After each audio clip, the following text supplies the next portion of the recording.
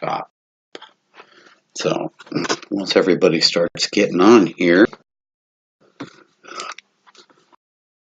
let me know if they okay.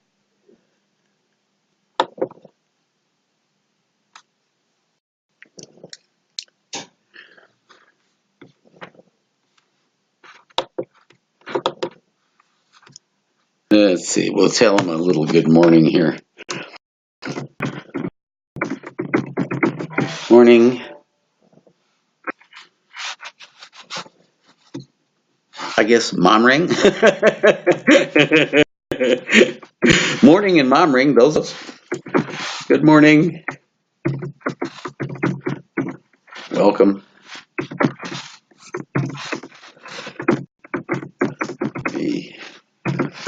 Well, stretch.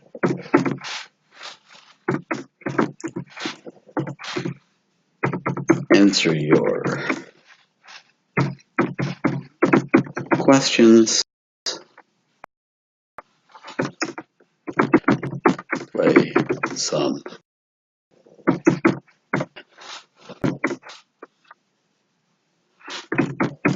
Please ask any question you want.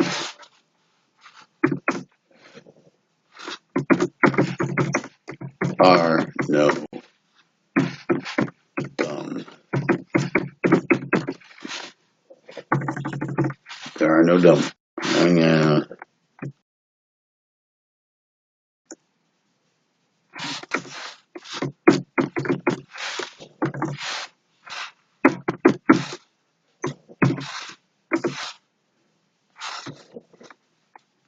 Here we go. All right, we just gave everybody a good morning, welcome. Join me while I stretch so everybody can at least have a chance to ask questions. Good morning. Luftpolsterfolie. Did I say that right? Luftpolsterfolie. Bist du Deutsch? Sprechen Sie Deutsch? Wie geht's? Guten Tag, willkommen. Yeah, I'm part German by birth, genetically, and I lived there for 4 years. Love Germany. Oh my God. The people, the food. Neuschwanstein, Liechtenstein, oh, some of the places. Chiemsee, just absolutely outstanding. Anyhow, we're going to get busy with some stretching this morning. I am also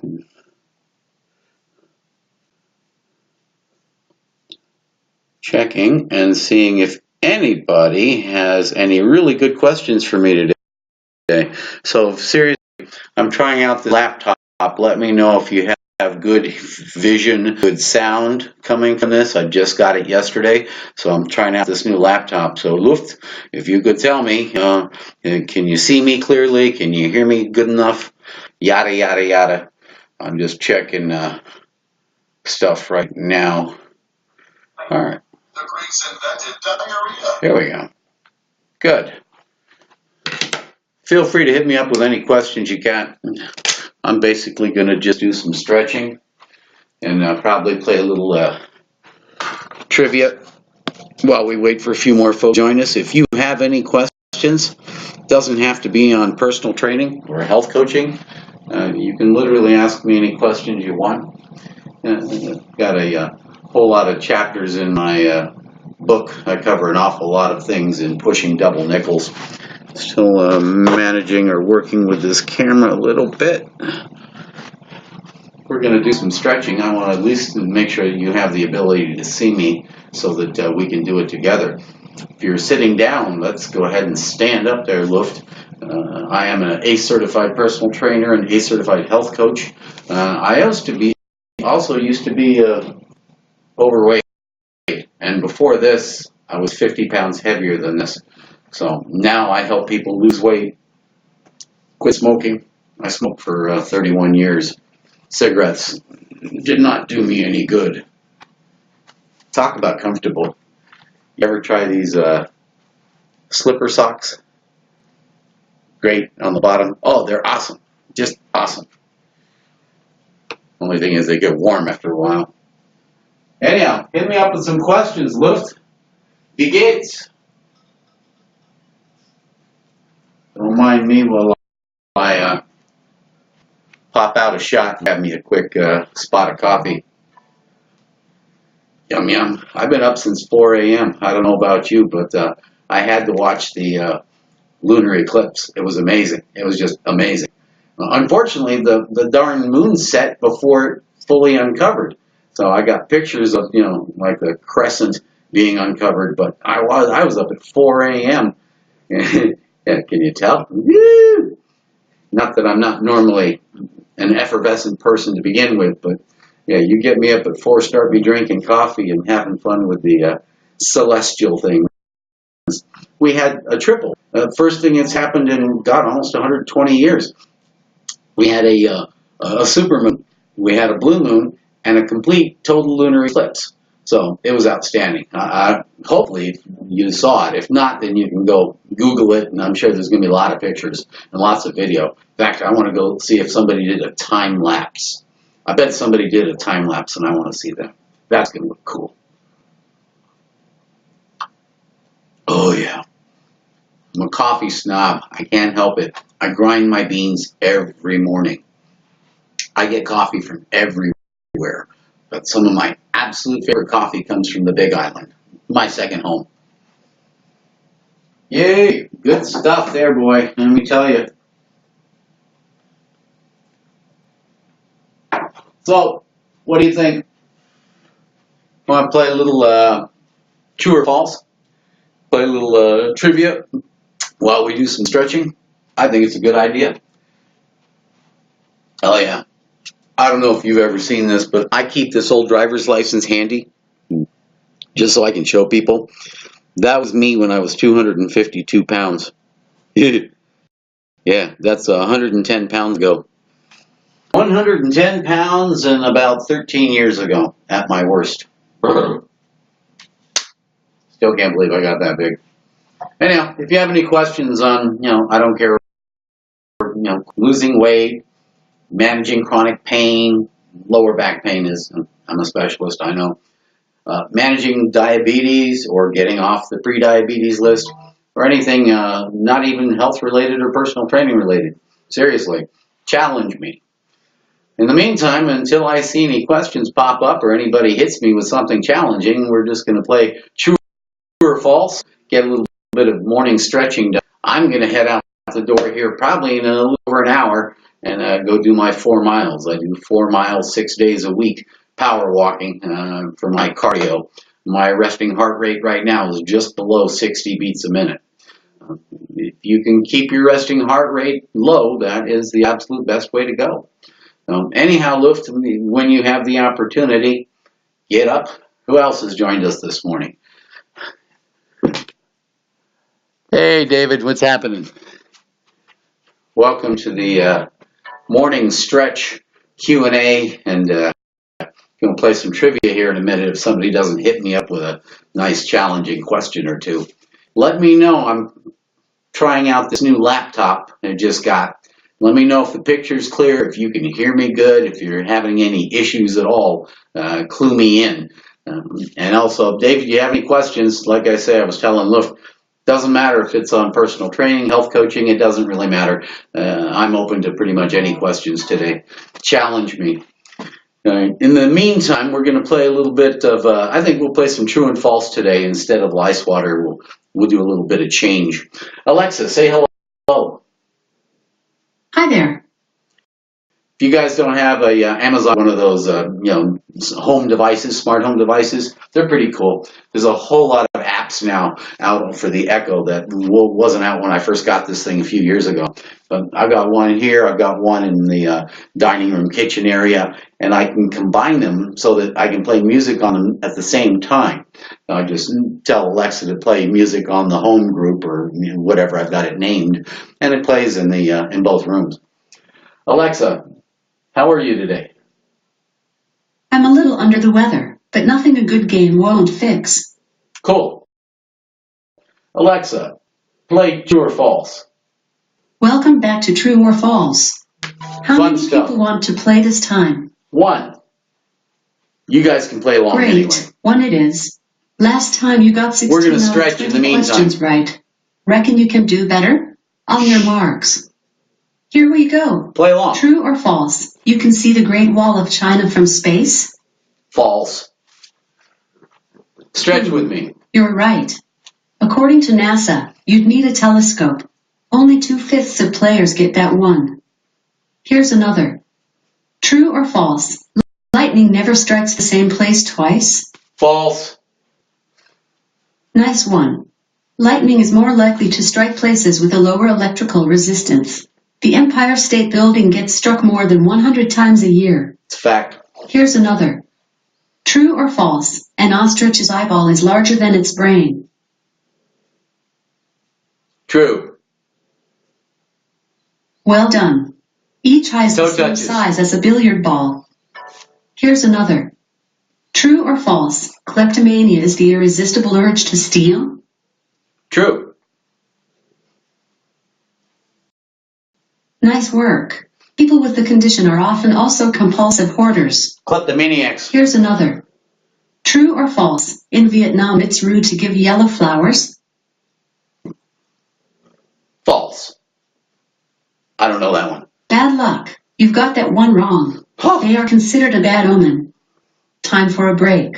And let's check those scores. You've got 4 out of 5 right. Want to play another round? Sure.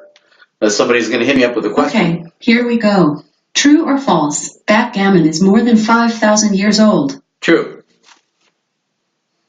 Boom. You're right. Body twists. Backgammon Elbows. is one of the Follow oldest it. games in existence, and may have originated in Mesopotamia or what is known today as Iraq. Just go as far as Here's comfortable. another. True or false? Greyhounds can run at speeds of up to 39 miles per hour. True. Well done. They're the fastest dogs in the world. Mhm. Here's another. Also one of the most True or used. false? Ants can lift up to 50 times their body weight? True. Nice one. A human-sized ant could lift a large van. Here's another. True or false? An Australian box jellyfish can kill a grown man with a single sting. True. You are right. The blue ring ones Commonly are more known as the dangerous. sea wasp. Even a tiny amount its venom can cause the heart to seize up in just a few minutes. Mm-hmm. Here's another. Head rolls. True or false? There are more fake flamingos than real ones? True. Nice work. There are an estimated 950,000 flamingos in existence compared to millions of plastic ones. Time for a break. And let's check those scores. You've got 5 out of 5 right. Want to play another round? Sure. I just love the way the AI voice says things. Say that. Yes. Okay, here we go. Inflection is True everything. or false? You know? Poseidon is the brother of Hades? True. Nice one. Poseidon is the ancient Greek god of the sea. Shoulder His stretch. brothers were Hades and Zeus. Here's another. True or false? The famous talk show host David Letterman was once a weatherman?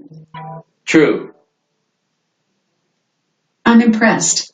He once congratulated a tropical storm on being upgraded to a hurricane. Sounds Here's about another. right. True or false? The world's population is more than 7 times bigger than it was 2. True. You are right. We're growing It was only 1 exponentially. billion in 1800, while today the population is 7 roughly billion. 7.6 billion. I know, almost 8. Here's another. True or false? Cockroaches can survive large amounts of radiation. True. Nice work. They can withstand about 10 times as much radiation as humans. Here's another. 30-second True hold or minimum. false? Russia and Pluto are almost the same size? False. Bad luck. Ah, You've got that one wrong. The area of Pluto is less than 3% larger than that of Russia. how about that? Time for a break. And let's check those scores. Other side? You've got 4 out of 5 right. Want to play another round? Sure. Okay, here we go. True or false? A day on Mercury lasts longer than its year? True. Boom. You're right. A day on Mercury lasts 176 Earth days, whereas a year is just under 88 Earth days. Here's another. True or false? Going out in freezing weather makes you more likely to catch a cold. False. Old white. Nice one. Research from the 1940s shows that you're just as likely to catch a cold even if you stay warm. Nice. Here's another. True or false? Eating a common garden worm raw can kill a grown man in 30 minutes. False. Wrist rolls. To the out. Say that again? False. I'm impressed. In some countries, These they're are a good delicacy. for people who work on their Here's computers another. like us. True or false? The telephone was invented by Alexander Graham Bell. True. Nice work. He patented it in 1876 when he was just To the 29 end. years old. Here's another.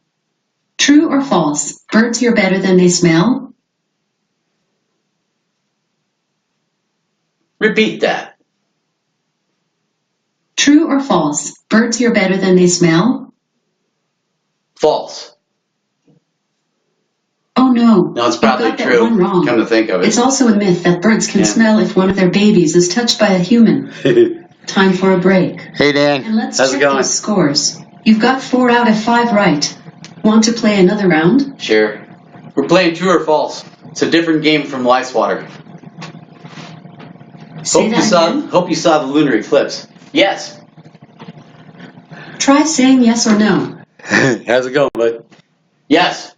If you want to hear It's the actually scores Bradley. again, say repeat. Close enough. Yes. Okay, here we go. True or false? The film Titanic cost more to make than the ship itself? Yes. Say that again. Yes. Say that again. Yes. True. Try saying true or false. True. Boom. You're right. Even adjusted for inflation, James Cameron's epic still cost more to make. Here's another. True or false? Professional wrestling in the US is staged. True. Elbow rolls. Bring them around. All the way. Nice work. Matches are fixed to make them more entertaining and reduce the risk injury to the wrestlers. Here's another. Wax off, if you will. True or false? It costs more to make pennies and nickels than they are worth. True. Boom. You're right. Making them costs US taxpayers more than $100 a year. Wax on. Here's another. True or false? Before he was assassinated, the Roman Emperor Caligula planned to make his horse consul of Rome. True. I'm impressed. Caligula was a He wanted nut. to show his underlings that You their wanna read worthless, about a meaningless nut? animal could do it. Caligula. Here's another. True or false? There are 200 million insects for each human being on Earth. True. Shoulder rolls. Boom. To the You're back. right. That equates to 41,000 pounds of insects for an average human. Time for a break. And let's check those scores. You've got 5 out of 5 right. Want to play another round? Sure. Just let Okay, these go, you guys. here we go. True or false? You're doing Earwigs this crawl inside ears properly. and If can you're eat up your and brain. rolling this properly, it should feel really good. Just let go at Say your that own. again. Repeat that. True or false? Earwigs crawl inside your ears and can eat your brain. False.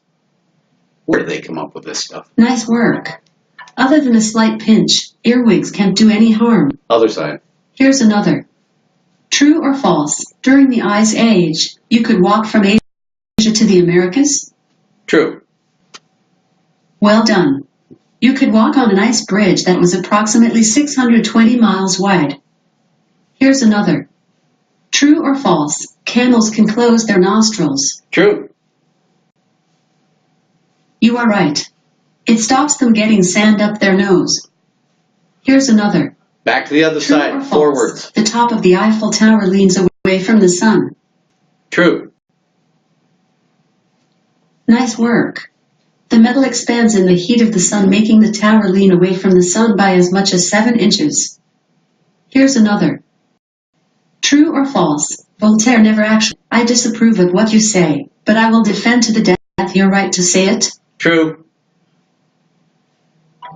Nice one. It was actually written by a friend of Voltaire to illustrate his beliefs. Mm-hmm. Time for a break. And let's check those scores. You've got 5 out of 5 right. Want to play another round? Sure. Yes. Okay, here we go. Shoulder True or rolls on the false? other side of The the largest front. organ in your body is your liver? Repeat that. True or false? The largest organ in your body is your liver? False. Nice one. Your liver is internal organ. Your largest overall is your skin. Here's another. It's a True or chapter in my false? book. The word yogurt originated in Turkey? True. Well done. It comes from the Old Turkish, for yog, meaning to condense. Here's another. True or false? The Truman Doctrine was a U.S. plan to counter the expansion of the Soviet Union? True. Boom.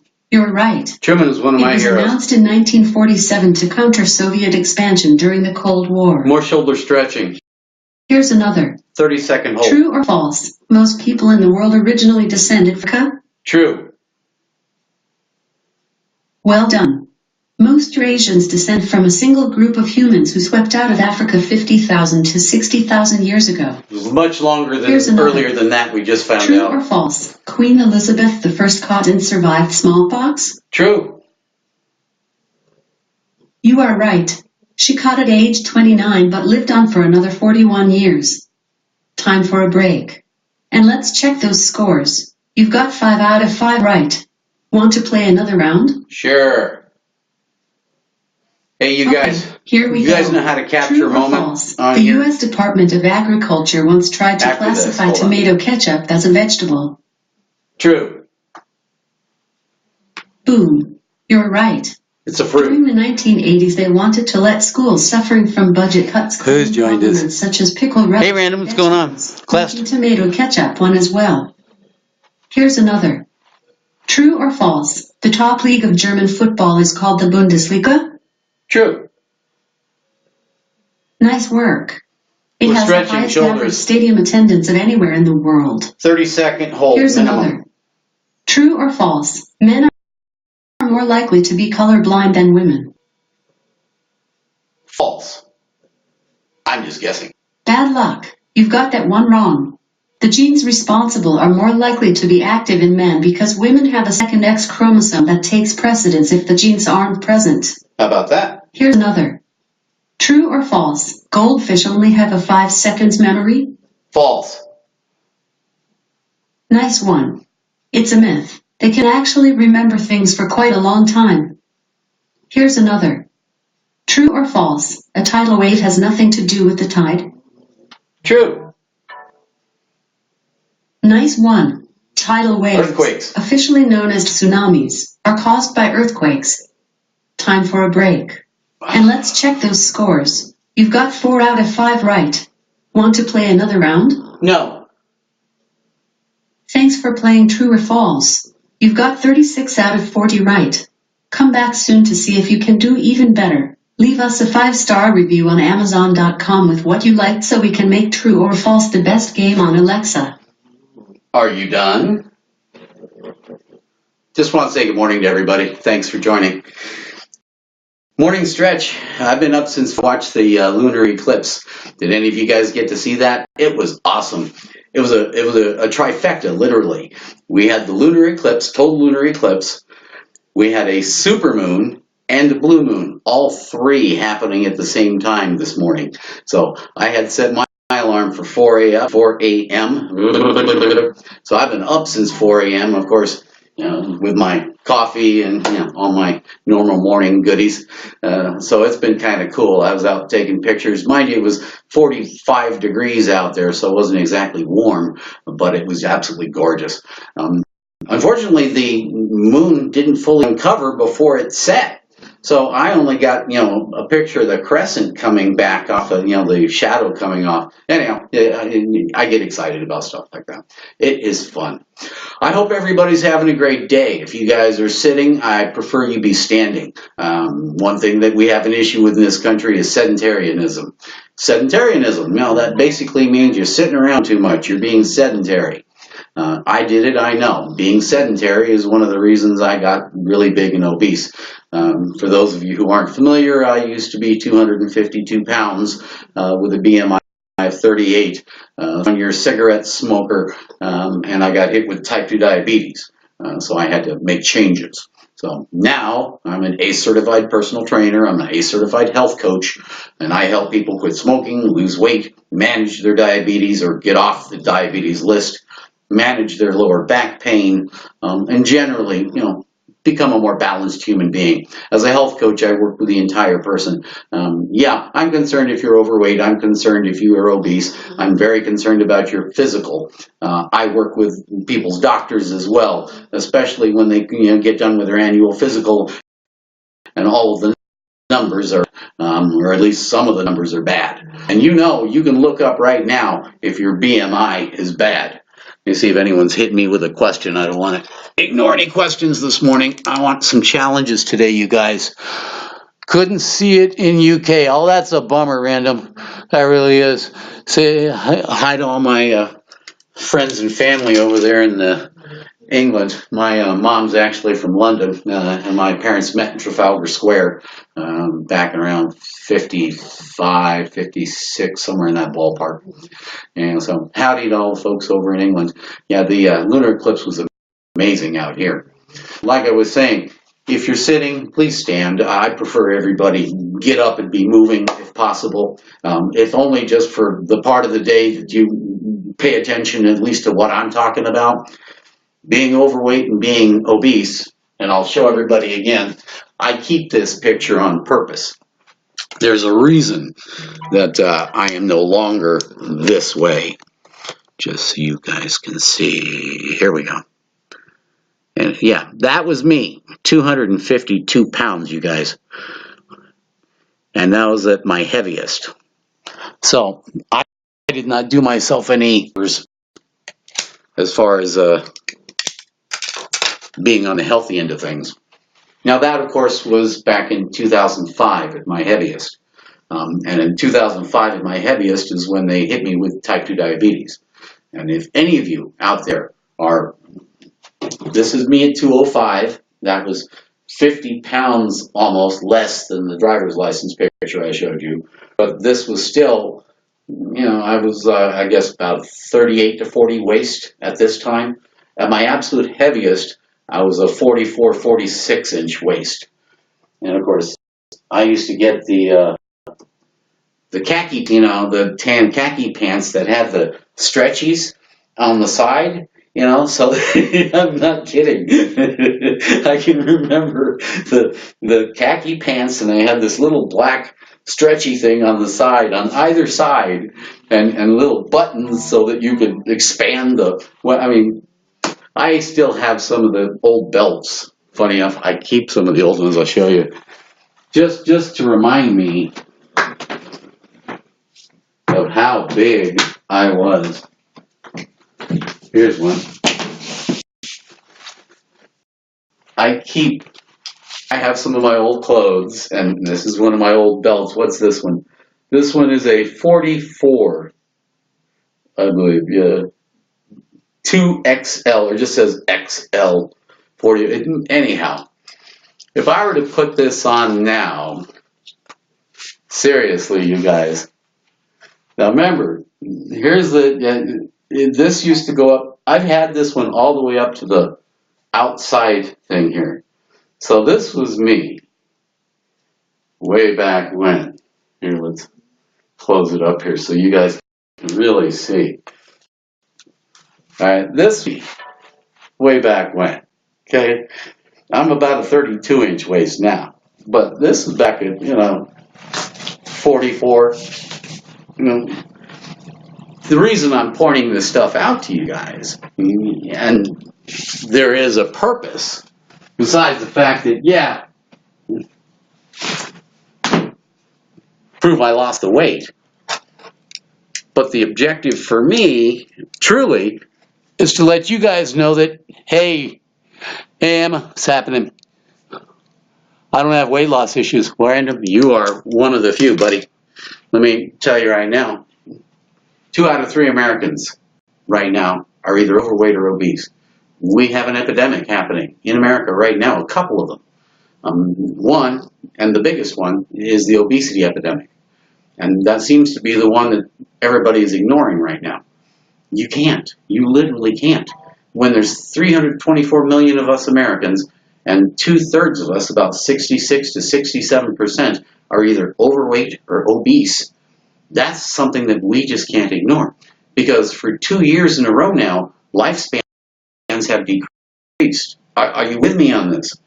That means that the average that's been increasing since we've been keeping track of it 50, 60 plus years now. For the first time, 2 years in a row, 2016, 2017, or it was 2015, 2016, whatever, the second year in a row that we studied it, lifespans have decreased. And it has a lot to do with the obesity epidemic. 200 plus million Americans right now. We're having fatty liver disease is on the increase. Liver transplants are on the increase. Coronary arterial disease, CAD, is still the leading death in America. And just about one of the most easy things that we can prevent. So we're in the midst of a crisis, literally in the midst of a crisis with weight. I got caught up in it, I know. Right? At 46 years old, I was 252 pounds with a BMI of 38. Okay, and I was still smoking cigarettes at that time. Like I say, I didn't do myself any favors. So if I didn't get all the weird symptoms that I got hit with in early 2005, and I hadn't gotten in and gotten the lab test done and found out from my doctor by May 2005 that you're a full-blown type 2 diabetic. And remember, I'm 252 pounds, right? I'm in my 31st year of smoking cigarettes. I started at 15 years old, full-time. Had a few before then, obviously. But there I am, 46 years old, 250 plus pounds, 31-year cigarette smoker, and my doctor's telling me, you've got type 2 diabetes. You need to either make some changes, okay, or you can start picking out toes and fingers that you don't like, because eventually some of them are going to get chopped off. He was full-blown, realistic in my face, okay? And of course, I knew prior to going in, I had been in computer training 25 years, so obviously I did my searching on the internet to figure out, yeah, it looks like you have diabetes from all the symptoms I had. And I read up all about it, all about neuropathy and foot lesions that, open sores, losing your eyesight, your pancreas dies, eventually kills you if you don't do something about it. Hit me up with questions on any of this, because I'm telling you all this for a reason, and I'm going to get to that in a moment. I appreciate it. But the point I'm trying to make is here I am, 46 years old, literally obese. BMI was 38. My BMI is 22. Now I'm where I need to be. My BMI was 38, which meant I was more than obese. I was getting close to morbidly obese. My A1C, which is your glucose levels, your 60-day tolerance for glucose in your system, my A1C was through the roof. I should have probably been in a diabetic coma, or probably would have gone into a diabetic coma had I not gone in and found out what was going on. Decided I better freaking do something. Now, let's put it this way. I like all of my toes. I like all of my fingers. I like my eyesight. I generally enjoy living. So at 46 years old, I had a choice to make. Right? I wasn't even pre-diabetic. I was past pre-diabetic. Right? Now remember, right now, out of 324 million Americans, 30 million of us, including me, have already been diagnosed as type 2 diabetics. Okay? 30 million out of 324 million, we already know. Okay? And this is the scary thing, you guys. 84 million Americans are currently pre-diabetic. And those numbers correlate in the United Kingdom, those numbers correlate in Europe, they correlate in Southeast Asia. Global obesity is happening everywhere. United States, unfortunately, we've led the way in many things over many years. This also happens to be one we're leading the way in. The obesity epidemic in America covers 2/3 of the population.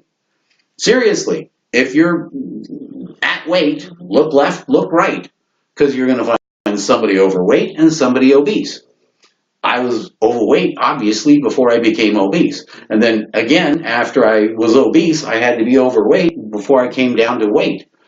I'm 110 pounds off what I was at my heaviest, right? And this is the weight I will be at for the rest of my life. I'm in maintenance mode. For me, I won't be putting on weight. I won't be taking off weight. I may be building a little more muscle, but it's slow and progressive over time. I'm on a maintenance progressive mode right now, I guess you could say, with 5-year, 10-year, 15-year goals that I've implemented. And of course, I do monthly goals and I do annual goals. Setting is another thing that I teach, especially if you're going to do goal setting, like New Year's resolutions. I don't know how many of you have given up by the 31st here today on the New Year's resolutions that you had the best of intentions on keeping. But too often, too many people do not keep their New Year's resolutions because the goals they set aren't smart. They're too, vague. They're too ethereal. They're too, I want to lose weight. Okay, that's great. But unless you make that a specifically a SMART goal, which is specific, measurable, attainable, relevant, and time-bound, SMART goal. Unless you make your goals SMART, right, the odds of achieving them and actually getting to them diminish greatly. So goal setting and resolutions are pretty much hand in hand. Now, if you are one of the people who are currently where I was, overweight or obese, the good news is I don't care how old you are, you can start taking control. You do not have to do these stupid diet plans, and you'll see them on TV all the time. Go any commercial, especially in December and January, the big months, right before the New Year's and right after New Year's. Everybody, I want to lose weight. So you get all the Nutrisystems and the South Beaches and the Weight Watchers, and Marie Osmond comes on for a couple months touting that 50 pounds that she took off 50 years ago, right? All trying to get you to buy into their diet programs, to buy into their food programs. What they're trying to offer you is a short-term fix, immediate gratification. Very much the same way we go through McDonald's drive-thru. Right? That's a food fix. That's immediate gratification. That's comfort food. Right? They're trying to offer you a comfort solution to lose weight. Right? Something fast. Lose weight fast. They all say the same thing. Lose this in 47 seconds. It's absurd. You don't need to go on a diet. Right? You don't need to sign up for food programs. You don't need to sign up for programs where you have to go sit down and talk to people, about losing weight. Losing weight is just a simple number, a simple question of numbers. It really is. It's a numbers game. And you can sit down with a pencil and paper and easily figure out what is going on with your diet so that you can determine, am I gaining weight or am I losing weight? It's a very simple thing, especially these days. When I started trying to lose weight back in 2005 and 252 pounds, I had to figure out, one, how am I going to lose the weight? Two, how am I going to get rid of the damn cigarettes? Because remember, 31 years of cigarette smoking, it was ingrained. It was who I was. I was a pack-a-day cigarette smoker. Right? So I had that, the weight I had to lose, I had the cigarettes I had to lose, and then I had to figure out how the freak I was going to handle the diagnosis of the type 2 diabetes. What the heck am I going to do about it? And I was hit with all this at the same time. Right? Fortunately for me, being one, a personality, a firstborn, and a retired Marine in my youth, I was able to fall back on my inner self, my inner Marine, if you will, and put together what I knew I had to do to health back in order, or at least start to reclaim it anyway. hit me up if you have any questions. I want to make sure I answer them so I don't just sit here and yammer at you all morning, because you get me on a soapbox about this and I will talk all day.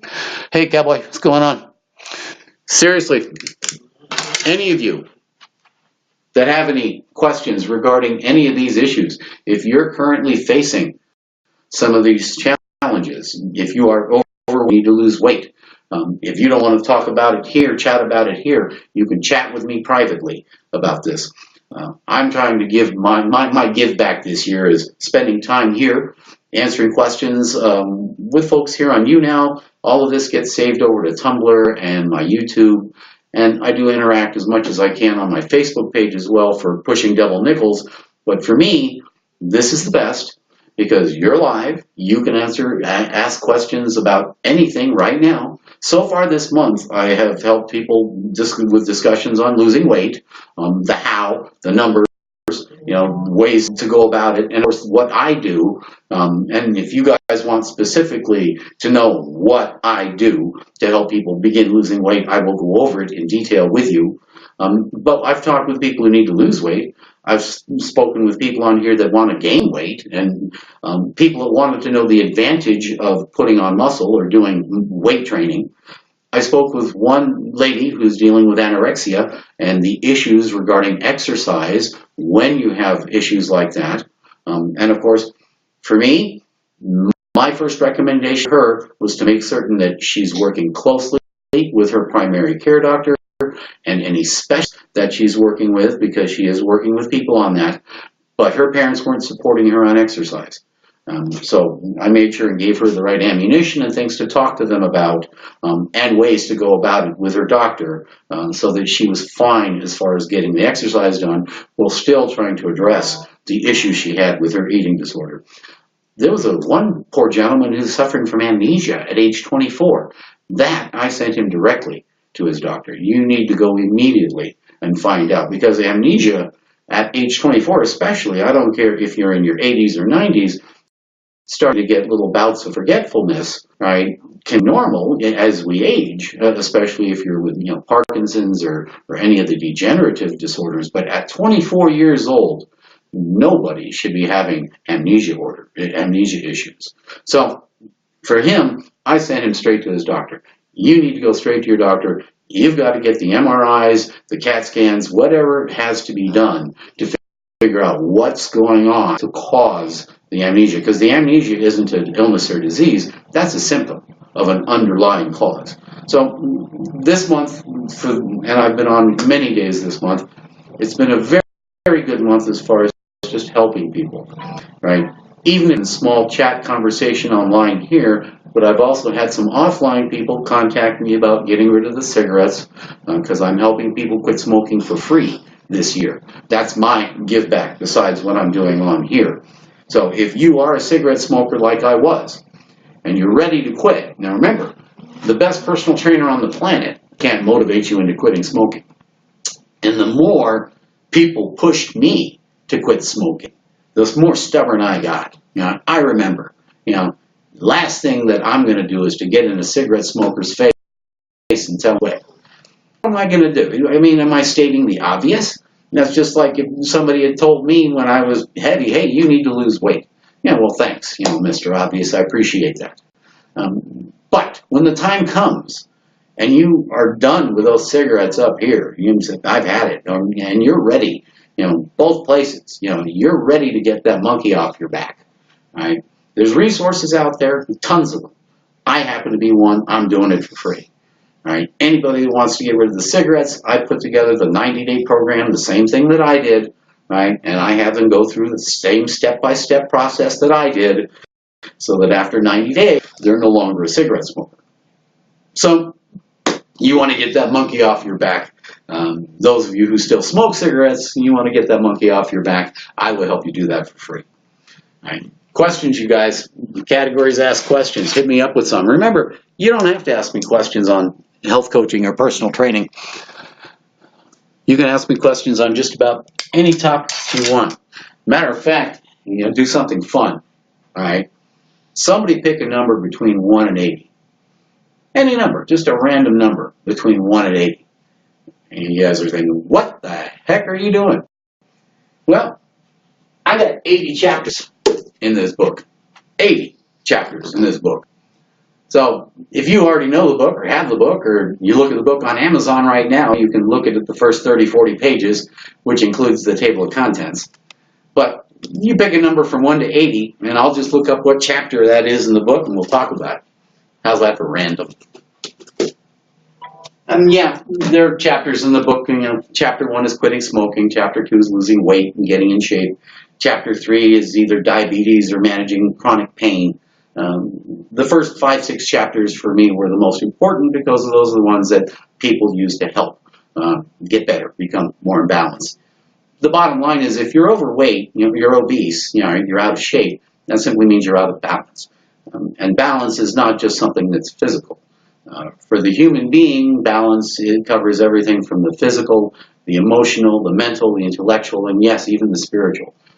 As an ACE certified health coach, and that was the goal when I was going through personal trainer training, that was simply because my goal was to become a health coach, and that was prerequisite.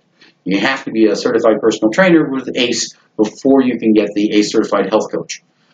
And for me, the health coach, that's what I do. I help coach people into better health. Or the way I look at it, I help bring you back into balance. You're out of balance. That's all there is to it. It doesn't matter what the issues you're dealing with, physical, emotional, mental, intellectual, spiritual. It doesn't really matter if they're relationship, business related, personal, interpersonal. It doesn't matter what the imbalance is.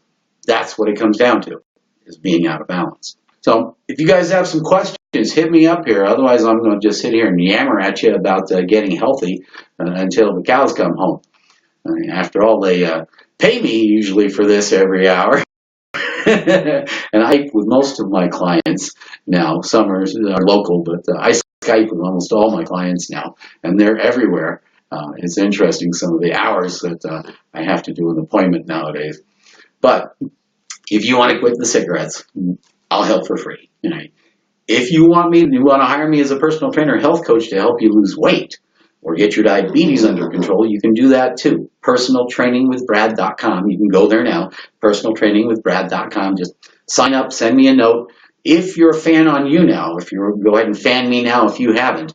If you're a fan on YouNow, not only do you get the initial consultation for free, you get an hour on top of that for free. $35 to $50 depending.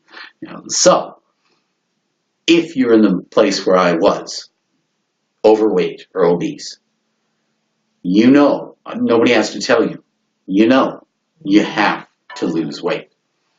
If you're also one of those people, 84 million Americans right now have pre-diabetes. You with me? That means you're right on the line. Right on the line. You can go full-blown diabetes or you can get off the freaking list. As a pre-diabetic, it is still your choice. You go over that line. Once your pancreas starts saying, well, I ain't going to create all the insulin you need for all the sugars you're putting into your body anymore. And your pancreas will go beyond that, like mine, which is only half alive anymore. Half my pancreatic cells aren't working, per my doctor. So I am full-blown type 2 diabetic. I am one of the 30 million who's already being diagnosed. We know, right? Of the 324 million Americans, 30 million of us already know that we are full-blown type 2 diabetic, diabetes mellitus. We have all of the issues, and we could suffer all of the things that happen to full-blown diabetics. Everything from the neuropathy, foot ulcers, open wounds on the foot, losing fingers, toes, your eyesight begins to go from retinopathy, the nerves dying in the eye. The pancreas, as I say, dies slowly, and then eventually diabetes, if not uncontrolled, will kill you. And one thing that really bugs me, of the 30 million of us who have been diagnosed, 30 million, we already know. We've already had the conversation with our primary care physician. We've already had the reality talk, if you will. Here's what's going to happen if you don't, take care of this. 10 million of those 30 million. 1/3 of the people who've been told they have type 2 diabetes are not doing anything about it. They're not controlling it. They're not losing weight. They're not taking medication. They're crossing their fingers and hoping for the best. Meanwhile, their nerves are dying, they're losing toes, fingers, and yet on a daily basis, we are losing people to type 2 diabetes. On a daily basis, we're losing people to obesity. Obesity epidemic is claiming anywhere between 600 and 800 people a day. I'm concerned about the opioid epidemic, as is everybody, and that is currently claiming about 150 to 170 a day. The new number that President Trump talked about last night in his speech was 172 died every single day in, I think it was 2017, just last year, due to the opioid crisis. But 3 to 4 times as many people are dying from obesity-related issues. If you want to add on all of the CAD-related issues from obesity, then that probably doubles, probably closer to 1,500 people a day that we're losing to the obesity epidemic. So yeah, I'm very concerned about the opioid epidemic. Being someone who has to rely on opioids to a degree for my back pain, and if you saw my back, you'd understand, especially the MRIs, what and why they took me out of my IT career and said, sitting around for you, Mr. Fischel, is going to exacerbate the back injuries that you have. You sit around the way you sat around for 25 years in information technology for the amount of time that you sat around on a daily basis. Everything that you did in that sedentary lifestyle, gaining 110 pounds more than your body should have, and pushing yourself into type 2 diabetes, you now have the ability to sit for about 15-20 minutes without going into pain. And that's basically where I got to. Right? And it eventually, and this was long after I had been diagnosed with diabetes and long after I had started trying to lose weight and got rid of the cigarettes. It was probably about 2013, 2012, 2013 that finally, it was 2013, you can think of it, the final MRI that they did, the back surgeons that I've been visiting the specialist, the final MRI showed why and what was going on beyond other things that I already diagnosed. I've got a half a dozen things going on with my lower back, and all of them cause pain. Okay, so for me, sitting for long periods of time is just not something I'm going to do. Not something I like to do. At least not sitting straight up and down.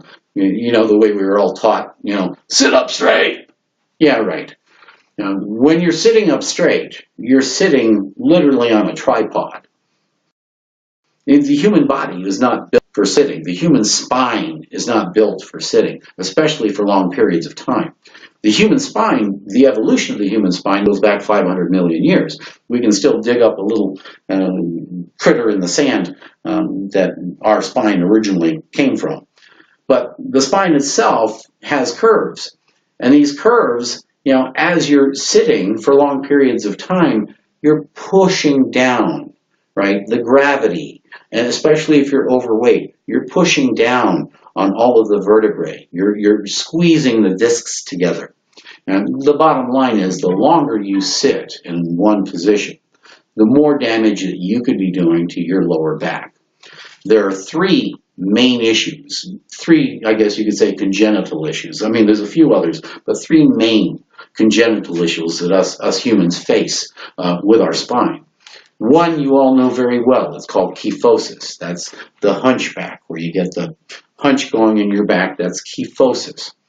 Another one is scoliosis. You've all heard of scoliosis, and some of you, like me, I have minor scoliosis. That's where your spine tends to curve laterally in an S curve or in a C. Mine is a C curve.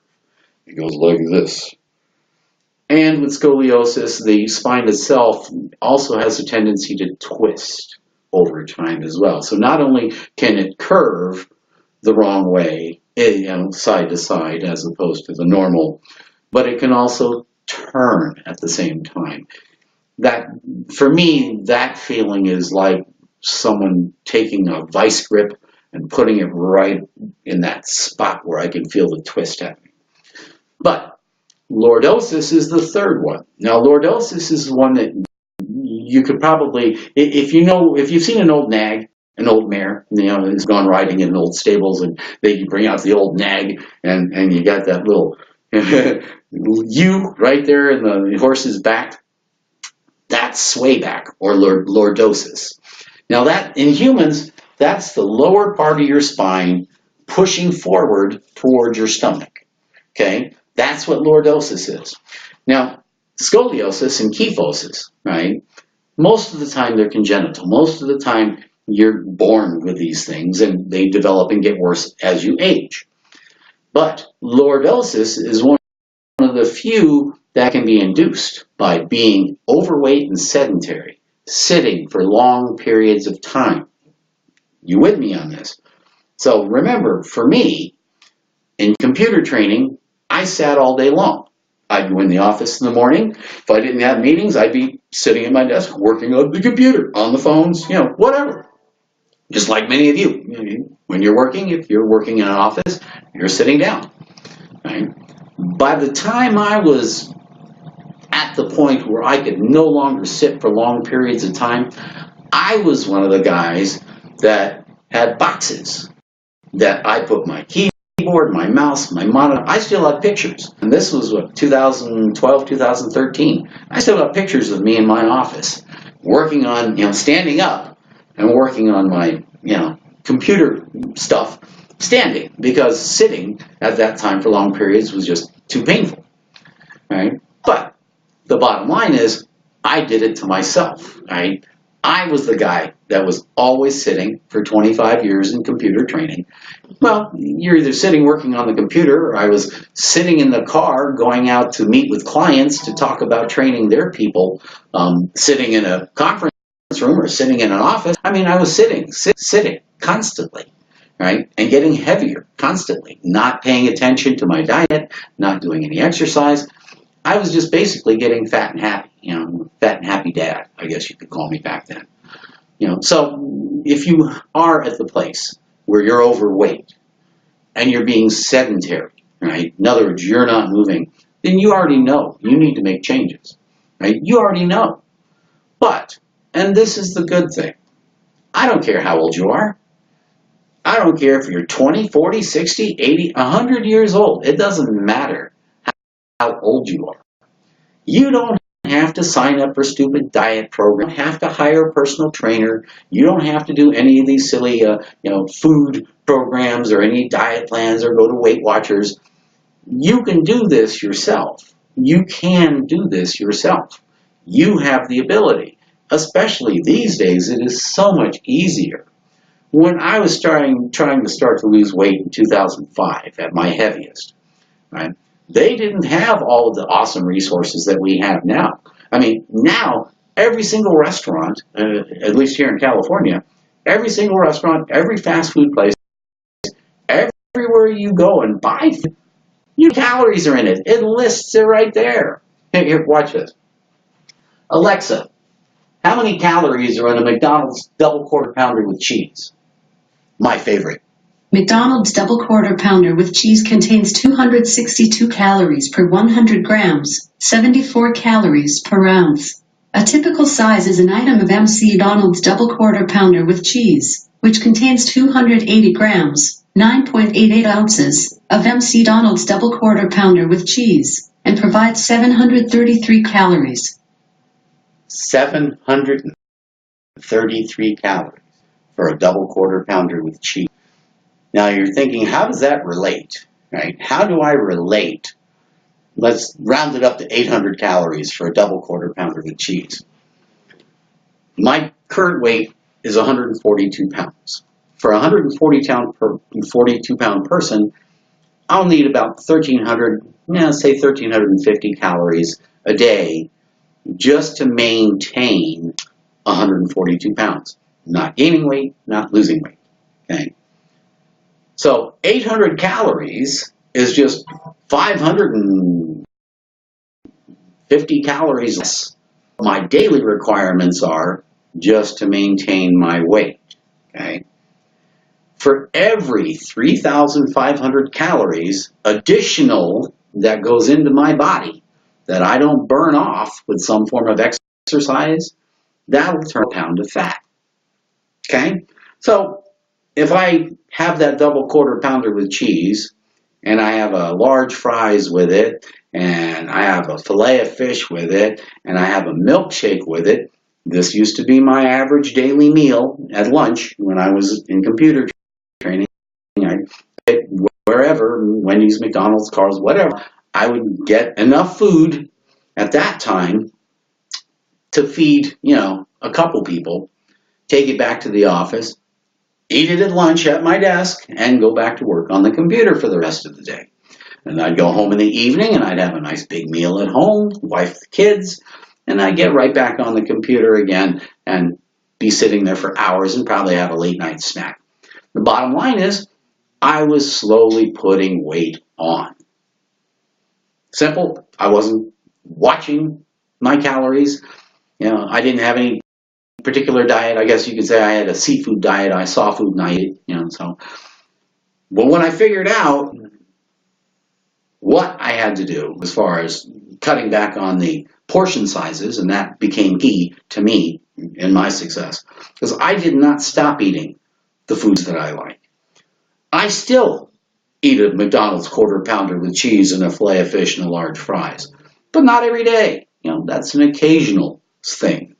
But I also know that at the end of the day, or the end of the week, the end of the month, and yes, at the end of the year, whether I put more calories into my body than I burned, or whether I burned more calories than I ate, that's going to make the difference in whether or not I've gained weight, lost weight, or stayed the same. And it's true for you. And it's an easy thing to figure out. Okay? What you want to do, and I'll tell you now, you keep a food diary. Literally. A 1-week food diary. You write down every single thing you eat. Where you got it. Okay, let's be for instance. I got a double quarter pounder with cheese. I got a large fries. I got a milkshake. Let's say 1,200 calories total just for that meal. So I would write down double quarter pounder with cheese, French fries, milkshake, right, for Monday lunch. I'd write that down. From McDonald's, ate it at McDonald's, good. Or did you take it back to work? Because I want to know where you ate it. I want to know what time you ate it. Did you have that double quarter pounder with cheese at 9 a.m. or 10 a.m.? Or did you have it actually at lunch? Or was it a mid-afternoon snack? Did you eat it with anybody? I want to know what you ate, how much you ate, where you ate it at, who you ate it with, if anybody. And this is the big one. Why you ate that food. Every single thing that goes into your face. I don't care if it's a latte from Starbucks or some pretzel snacks out of the machine in the office. Right? Everything that goes in your body. I want to know what you ate, how much you ate, what was the brand name? Did you buy it? Did you cook it? Did you go buy it at a fast food restaurant? Did you go to, sit down someplace and eat it? If you knew the calories content, fine. Otherwise, we can figure it out when we go over the diary. Who you ate it with? Did you eat it with somebody or did you eat it alone? Because I want to know at the end of that, did you eat most of your meals by yourself or were you with somebody? And then why? And that is the big one these days. That is really the big one. I am finding that there's a whole lot of other reasons people are eating food other than being hungry. And that has to be an issue that I have to address if that seems to be an issue that needs to be addressed. Nobody comes to me in the exact same place on the health path. I mean, some come to me where I was. I was completely, totally, I wasn't even on a health path. I was on the unhealthy path. Right? At 252 pounds, 38 BMI, I was obese, smoking cigarettes, and I had to make some changes to get my diabetes under control. Right? So I was way, way, way out there. And there are people that I'm helping now that are in that similar situation. But other people come to me that they never smoked, but they're overweight. Right? Or they're not overweight, but they still smoke cigarettes. Or they have other issues they're dealing with. Right? They could be living with chronic back pain. 1 out of 3 of us, 1 out of 3 Americans, over 100 million Americans, suffer back pain. And it's chronic. And believe me, Take it from somebody who knows. Chronic pain can take your life. Chronic pain and managing chronic pain can take over your entire day. And I can still remember times, and there are still times when it's not quite as bad because I'm not 110 pounds heavier now, but I can still remember times when I would wake up and I didn't even want to get out of bed. My back hurt that bad. I didn't even want to move a leg, either leg. My back hurt that bad. I can remember one very bad morning, I literally had to pull myself out of bed with my arms because I didn't want to move my legs. So chronic back pain, especially the lower back pain, I'm an expert in that, have been for 20 years as far as living with it. Managing it and keeping it at bay and keeping it balanced to the point where I can be effective in almost anything I want to do. Right? I am not stopped by having to live and manage my diabetes. I am not stopped by living with and having to manage chronic pain. Right? For me, keeping the balance is the key factor, and that's where I try to bring all of my clients back into balance, whether it's with your weight, your BMI, whether it's with your blood sugars, whether it's with overall control of your health, whether it's emotional issues you're dealing with, in physical, emotional, spiritual, mental, intellectual. It doesn't matter. If you're out of balance, you simply need to come back into balance. And that's what I do. Anyhow, somebody hit me up if you have any questions on this stuff. I want you guys, who knows how to capture a moment on the wall here? Hey, gangster, what's going on? Hey, Anna, how you been? Javier, Jack, Michelle Ladin. Hey, guys, these guys are a lot cuter than me. Somebody capture these little monkeys and get a picture of these guys. They have been so good today. They really have. Hey, Zeke, you'll say something? Huh? Look at these guys. Some of the most well-behaved chihuahuas on the planet, you guys. Huh? Hey, Zoe. Zoe. You say hi to everybody. Come here. Come here. Come say hi to everybody. Come here. Come here. Come here. I know. If I said W-A-L-K, they would all be jumping and running and bouncing all over the place. We're going to do a W-A-L-K shortly. If you guys have any questions, hit me up, y'all. That's what I'm here for. Again, anybody that's ready to quit the cigarettes, if you're still smoking, hit me up. I'm helping everybody quit smoking for free this year, just like I did last year. I've already got 2 folks on YouNow that are doing it with me this month that signed up. Anybody who's ready to quit smoking, just reach out to me on any of my social links, and I will get back in touch with you, and we'll put together a plan on Skype or just conference call, whatever. To get you off the cigarette smoking list. And again, there's no way you can begin to get your health in order if you still smoke cigarettes. It's not possible. And I know. Take it from a guy who smoked for 31 years. There's just no way. I can tell you one thing for sure. Almost every single year that I smoke cigarettes, I get bronchitis, upper respiratory infection. Every single year, just about. When I got rid of cigarettes, which was July 15, 2005, was my last cigarette, I haven't had a bout of bronchitis since. I've had a couple colds, a flu once or twice, but in general, the last pushing 12 and a half, 13 years, not a single bout of bronchitis, not a single upper respiratory infection, right, other than the normal common cold or flu virus. But for me, getting rid of the cigarettes was the key, I think. The first step for me in regaining control of my health, saying enough is enough, then again, for me, when they told me you've got type 2 diabetes, you need to make some changes, otherwise you're going to lose fingers and toes and eyesight and it'll kill you. I took that very seriously, because like I said, I like all my toes. I like my eyesight, and generally I like living. So for me, neuropathy, retinopathy, they were never going to be in the game plan. And I'm proud to say that even now, 13 years into being a full-blown type 2 diabetic, Yes, I take my medications every day, 2 different kinds. Right? Pill form. I no longer do the shots. Believe me, nobody likes needles. I don't care who you are, nobody likes needles. All right, well, maybe one person I know, but we won't go there. When you have to stick yourself in the stomach with diabetes medication, right? That's something you just as soon avoid. Take it from me. I mean, I did not enjoy having to do that. And I did that for about a year. And believe me, I worked hard to get to the point where my A1C was low enough where I could ask my doctor, can I stop doing these shots? Can I go back on some kind of pill form medication?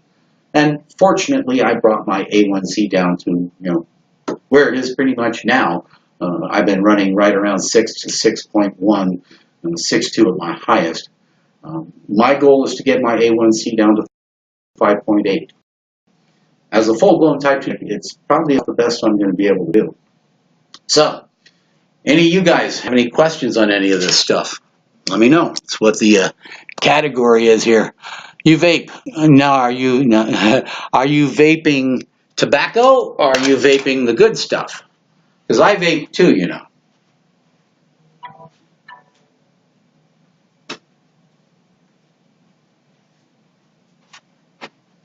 Ta-da! I vape too. But this is not tobacco. This is not nicotine. This is nature's finest. I utilize this to take less over-the-counter medications for my back so I can be much more active and productive. For me, pain medications and this, nobody can ever tell when I've had some, when I haven't had some. Nobody has the faintest idea. Because for me, using pain medications, and this I consider also a pain medication, simply allows me to function. I mean, I'm not going to sit here and get all buzz-eyed and, I could down a whole big old fatty and you won't even have the faintest idea that I even had one. Oh, sure, I'll be happy up here and I'll be much more relaxed. Remember, stress can exacerbate lower back issues. Anger management. Stress can exacerbate lower back issues. Let me remind you of that. So if you have a lot of stress in your life and you're a lower back pain sufferer, get rid of the stress. You want to help your back? That's one of the best ways. Another way, take off some weight. Even 10% is going to make a big difference in how you feel. And for people who are overweight, obese, like I was, that are on the pre-diabetes list, meaning you're 1 out of the 4 merit on that list of either going into full-blown diabetes or getting off the diabetes list. If you're one of those 4 people, and look left, look right, because they're there, I guarantee you that I don't know how many people are on here now. If there's 20 people on here now, that means that 5 of you could be on the pre-diabetes list. 20 people on here now, remember 2/3 of all Americans are either overweight, where I was, or obese, where I was before that. And they need to take off the weight. If you're one of those people, you know it. You don't need me to stand here and tell you. I'm not going to sit here and tell you got to quit cigarettes. I'm not going to sit here anything but perfect exactly as you are now. Because remember, the body is just your way of getting around this planet. The body is like your car. It's your vehicle. Sure, you want your vehicle to last. You don't want your vehicle to die. You want it to go as long as it possibly can. You have to maintain it. Same with my car. I have to lube, oil, filter, change the belts. I got to check all the filters. I got to look at the tires. I got to do the maintenance. I got to rotate the tires. And of course, every car needs to be run. Every single car, if it just sits, eventually it's not again. It'll die. Anything that is left to just sit, right? Entropy starts to set in, right? Atrophy begins to set in. Same thing with the human body, right? You have to maintain all 640 muscles. You can't ignore any of those muscles. They all have to have some form of exercise, right? You can't ignore your heart. That's got to be exercised. You can't ignore your brain. That's got to be exercised. Not just the physical brain, the intellectual brain, the emotional brain, the spiritual brain. the entire psyche has to be exercised. So being a balanced, healthy individual is being balanced all the way around.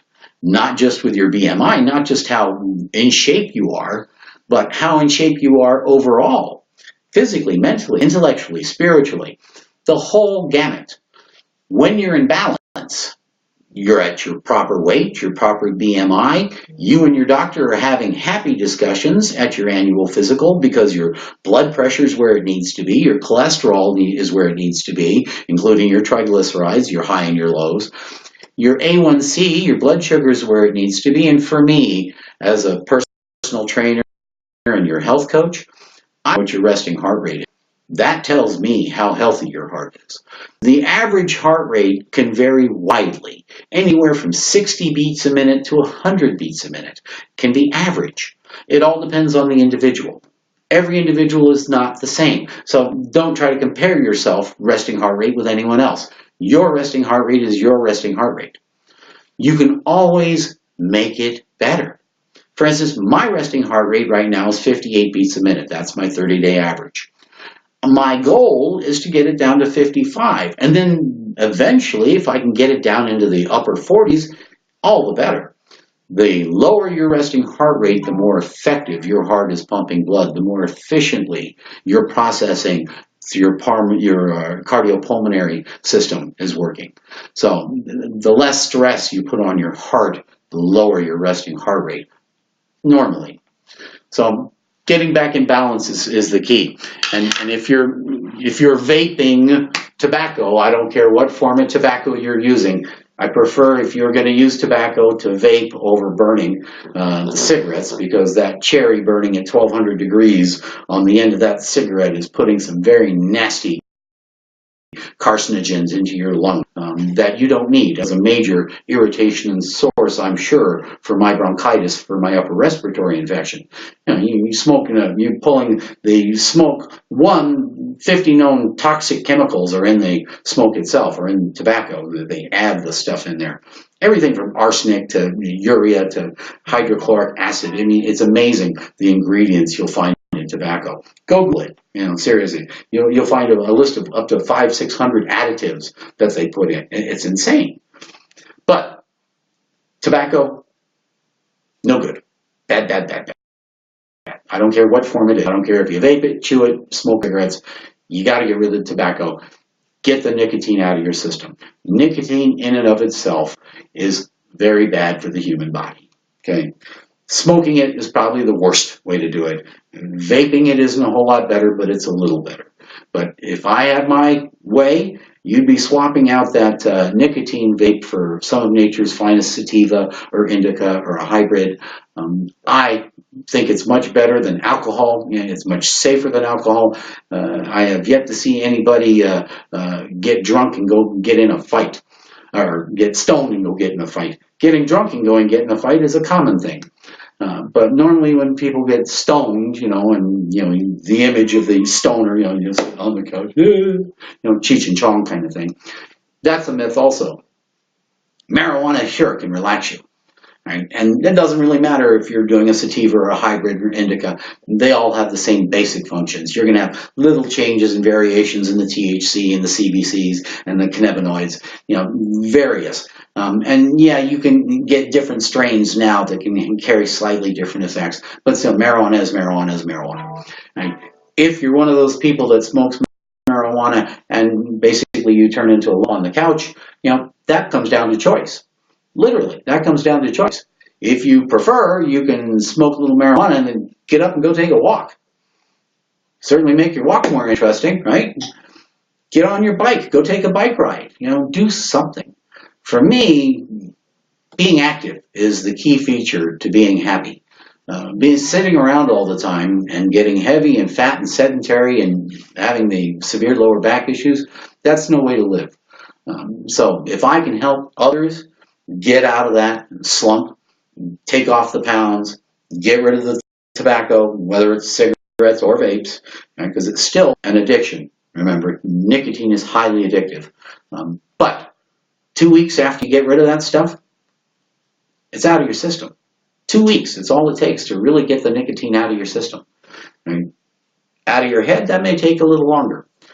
I can remember after quitting smoking for a year, sometimes even up to 2 years after quitting smoking, waking up some mornings and thinking, time to go get a cup of coffee and a smoke. And I hadn't had one, like I said, since July 15, 2005. But when you do something for that long, and I smoke cigarettes, like I say, 31 years, and 15, it becomes a part of who you are. It becomes ingrained. So even after I had gotten rid of them, I would still wake up thinking I was still a smoker for a short period of time. Mind you, the smell of cigarettes these days, and I can smell it, I swear, a mile away, but the smell just turns my stomach. So I know for a fact I will never, ever, ever, ever, ever, ever, ever smoke another cigarette, right? No matter what. Right? 31 years was plenty, and it's been, it'll be 13 years this summer since I had a cigarette. Now, I help people quit. I'd probably say book probably 50 people. Some of them just by reading chapter 1 in the book. On Amazon, there's a couple folks who put in there that chapter 1 helped them quit smoking. Chapter 2, there's a couple that put in there helped them lose weight. Awesome. My goal when I published the book, because they took me out of IT training because of my back. I couldn't sit. When you can't sit and work on a computer for any length of time, it's hard to do it all day long. I don't smoke, but I rose.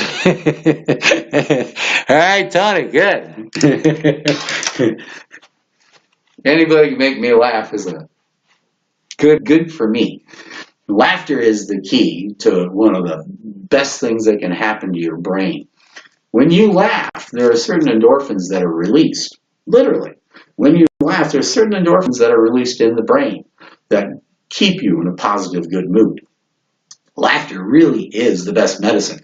That's actually a chapter I put in Pushing Double Nickels. I truly believe that being positive, being happy, and happiness is a choice. It starts in here. Literally, you have a choice on a daily basis if you want to be happy or not happy. We all wake up every morning with issues. Right? Doesn't matter what they are, relationship issues, physical issues, personal business issues. We all wake up with issues, challenges if you want. But we have the choice. Right? When we get up, are we going to concentrate on those issues? Or are we going to let them drag us down? Are we going to let our issues control what's happening in our life? Are we going to let the issues, our challenges, decide how we're going to have our day? Is the glass going to be half full or half empty? Are we going to let things that are affecting us in our environment determine that? We have that choice. Here's something really positive and a negative you can think about. Right? We lose people every single day, right, in America. Hang on, I want to read this before I give you this little nifty fact. In all seriousness, my mother getting older and her back hurts. Yep. I try to get her exercise, but she never has time. What should be done? Well, that's a damn good question, Tony. Seriously. And that's one that I get all the time. 1 out of 3 Americans are currently suffering lower back pain, including me. I have to take medications every single day just to deal with it. Right? And there's no surgical fixes for any of my lower back pain issues. But many people have lower back pain issues for many different reasons. And not always lower back, sometimes it's upper back. But 1 out of 3 Americans are suffering some form of back pain. Now, for her, the exercise will probably help depending. First, is she at a proper weight? If she's overweight, then the first thing she needs to do is to take off some weight. If she's really heavy, at least 10% is going to help, because that will take off the load bearing, all the weight that she's putting on, the extra weight on the lower back, the hips especially. That will help. If she's at weight, if she's fine, if her weight's fine, her BMI is good, but she's simply suffering from lower back pain, then I highly recommend some form of low intensity exercise, not high intensity exercise. Yoga is good. She should get into some kind of stretching class. Find a support group in her area, in her age group even. You can find them all over the place. What's that one meetup? There's might be a meetup group in your area that she can join. If she's a 50 plus, 60 plus, There might be some senior centers in the area that offer programs like that will help her stretch. The bottom line is, and this is the key, you have to find the time. The excuse she doesn't have the time is not acceptable. The same goes for losing weight, exercising, watching your diet, and getting back into a healthy form of balance, right? Telling me, if you're trying to tell me I don't have time for this, what I hear is, I don't want to make time for this. I have not made this a priority enough so that some of the 24 hours out of my day, I'm going to invest in it. And this has to be the key. She's got to understand that lower back pain or back pain is not something that's going to go away on its own. Okay, not something that she should be relying totally on medications to help. So, one, if she's overweight, she needs to take off some weight. Two, if she says she doesn't have time to do any exercise or time to do anything to help with that issue, that's an attitude that she's got to change in herself. And yet, you can tell her that all day long.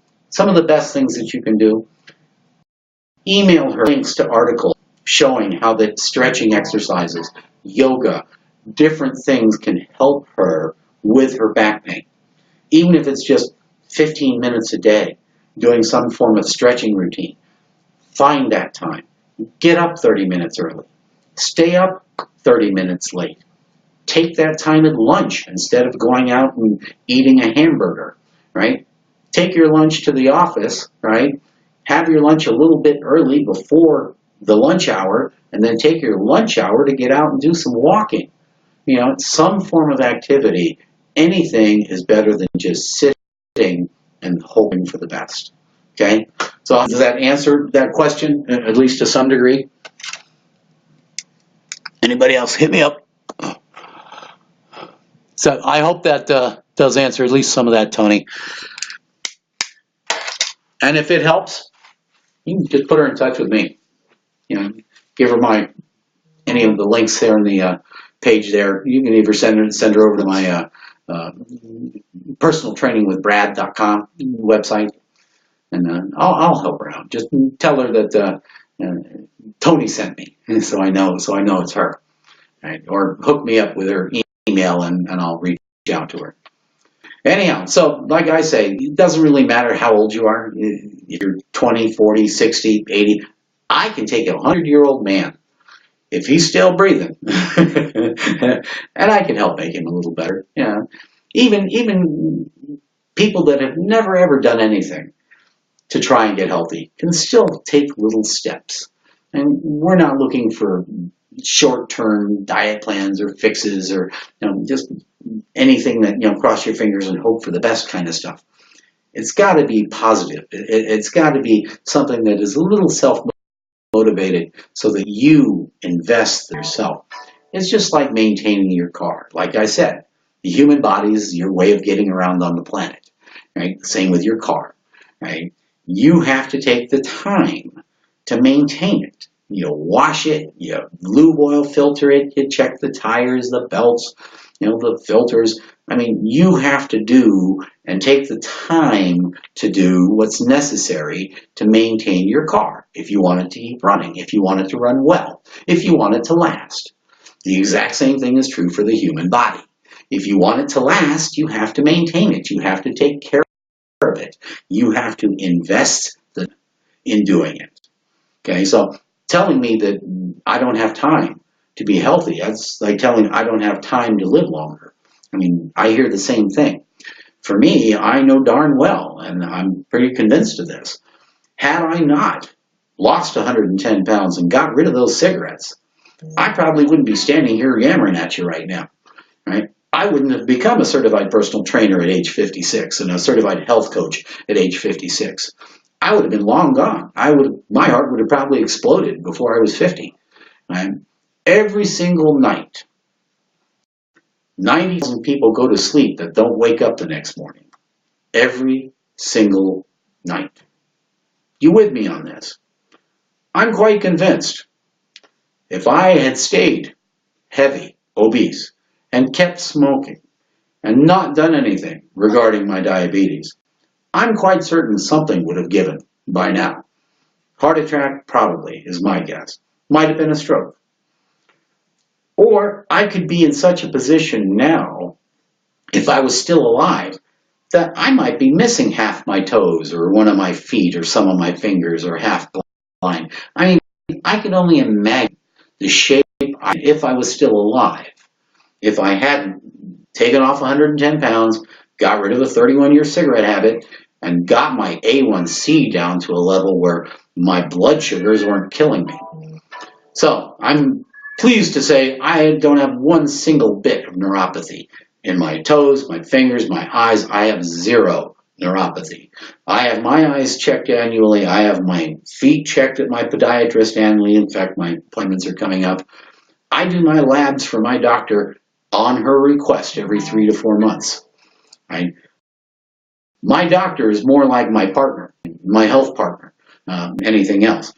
I've been with my physician for 11 years. She's seen me go through all of the changes. Right? She has watched the whole progression from 200. When I first got to her, I was probably about 225, 230. But she's seen me come all the way down to 142 where I'm at now. And she's watched my A1C come down. And she's helped me get off sticking needles in my stomach. All in all, your primary care physician should be your partner in health. And that's the person who you need to be getting good news from. Right? I work with people's doctors as well as an ACE certified professional. All ACE certified professionals are HIPAA regulated. We're under HIPAA regulations. So if I'm Skyping with a client or if I'm talking to their doctor on the phone or I have any information on them anywhere, it all gets locked up and secured.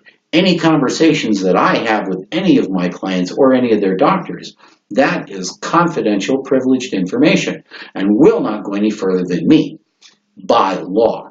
So that's one thing that you can count on, especially it doesn't matter what ACE professional you're working with, and that's the American Council on Exercise, ACE.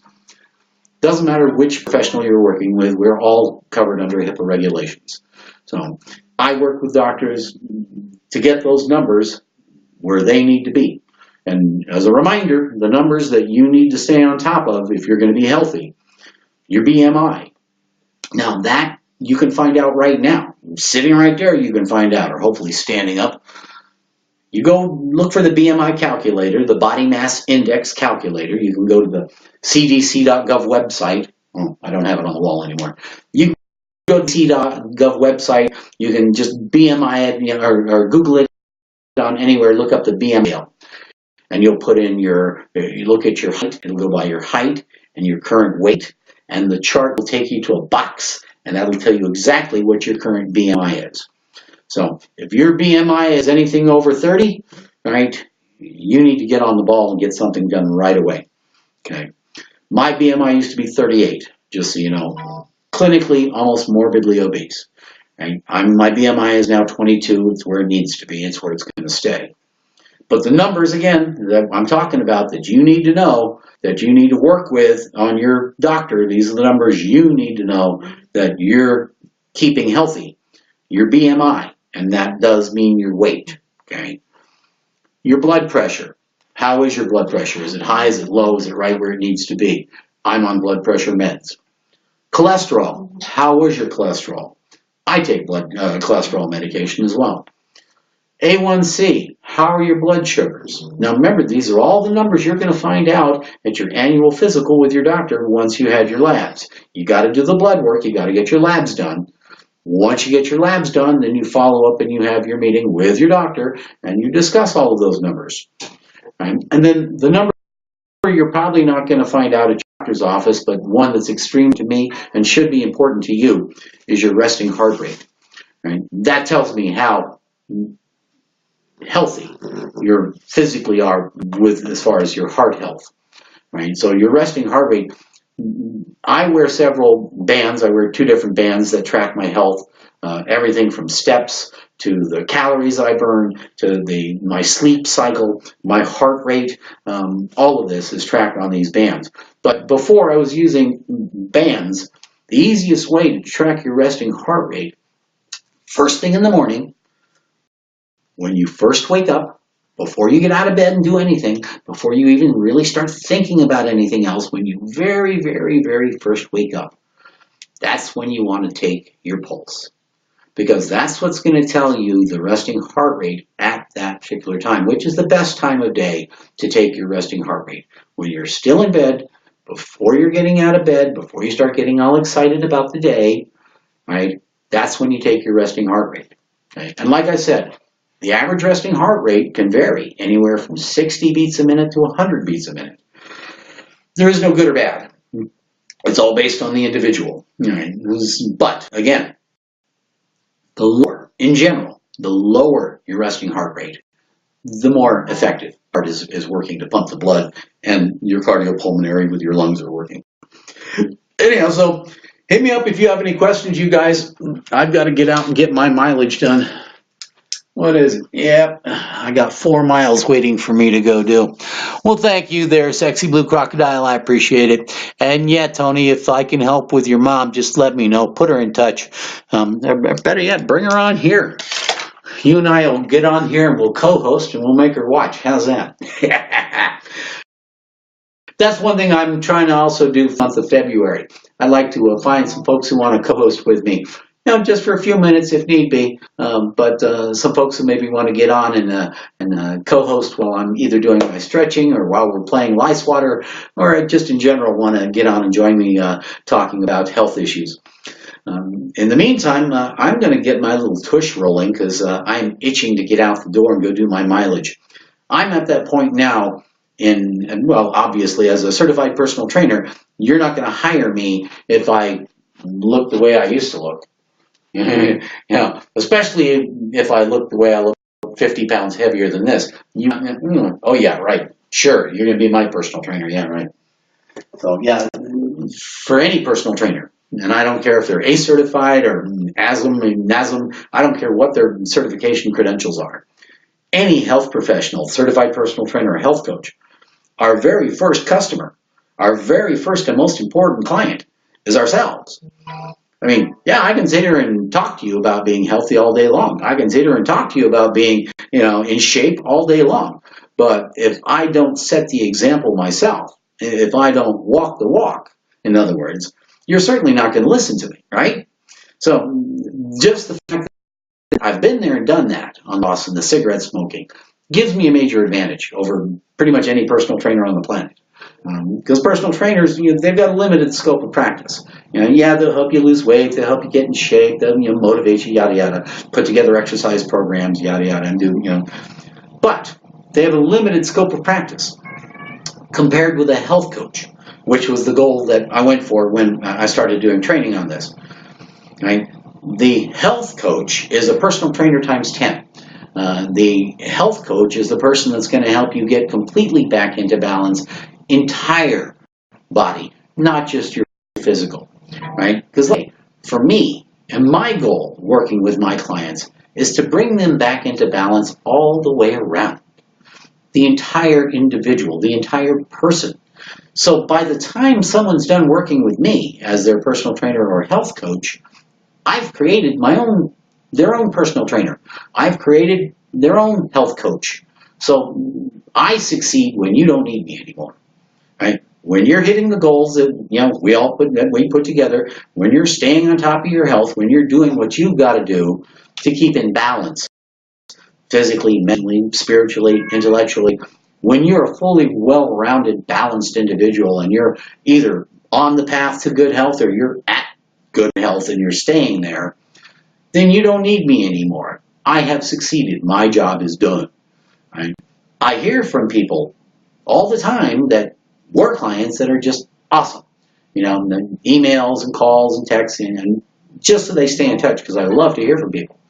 But to me, I'm happiest when, okay, you don't have to hire me anymore. Your last paid session with me is going to be yada yada. And after that, you can feel free to reach out every now and then if you need me. But if I've created somebody who's their own personal trainer, their own health coach, who is self-motivated, right? Not someone who's going to say, oh, I don't have the time. then I still haven't done my job. Right? The person successful as a personal trainer creates somebody who can go out and handle and stay on top of staying healthy themselves. If your personal trainer, your health coach is trying to get you to stay with them forever, I'd be a little bit concerned about whether they have your best concerns in mind. Right? Because to me, there should be nobody who has to pay me to get healthy. Everybody should want to be self-motivated to get healthy on their own. Now, I wish I would have had somebody at least to help me at the beginning. I mean, in 2005, when I was 250 pounds and still smoking cigarettes, and I had come home from the doctor's appointment that day where I got hit with you're a type 2 diabetic and all the nasty stuff that goes with it, I wish to God I would have had somebody that I could have talked to then. Because from May until July, I spent that entire time figuring out what the heck I was going to do. How the heck I was going to take care of a obese, cigarette smoking, type 2, newly diagnosed type 2 diabetic with chronic back pain on top of everything else. Right? So yeah, I would have enjoyed if I'd have been able to come on a site like this back then and had someone like me be able to answer any questions that I had, because I would have had a lot, right? How do I replace all the sugar in my diet now that I'm a diabetic? How do I get all the freaking sugar? I mean, everything back then was sugared sodas and sugared iced tea and sugared coffee, and everything was sugar. So that would have been one of my questions. I would have asked, what's the easiest way for me to take off, 100 pounds? Because my doctor said I had to get down to about 150. He said, you should be at about 150 for your height. And I was 252 pounds, okay? So at that time, I was like, okay, I need to take off 100 pounds. I would have loved to reach out and say, hey, what's the best way for me to take off 100 pounds? And I now exactly put together game plans and programs. Each individual, it's a custom plan, and what we call a healthy living plan. I now specifically help people with that, and I love that. I wish to God I would have had somebody to help me with that. It probably got going a lot faster than, it took me from early May until July 15 when I implemented my program. But I wished I'd have had somebody, like me at that time to help, especially somebody who'd already been there, somebody who'd already had the experience in losing the weight and getting rid of the cigarettes and taking control of the freaking diabetes, because that's basically, literally, you have to take control of that. You got to grab that by the you-know-what and say, this is not going to take over my life. Diabetes is not going to determine how I live my life. Diabetes is not going to affect my life other than the fact that I have it, period. Right? I'm not going to let it affect me to the point where I'm losing any fingers or toes, where I'm getting any foot ulcers, where I'm getting any issues with my eyes. I was bound and determined. I don't care how fat you are, Brad. I don't care how long you smoke cigarettes. You got to get rid of this stuff. So I became, self-determined at that point. And I literally put together the plan that I was going to do. And it all started on July 16th, because July 15th was my last day of smoking, 2005. July 15, 2005 was my last cigarette. And you bet I can remember it in my head right now. Right?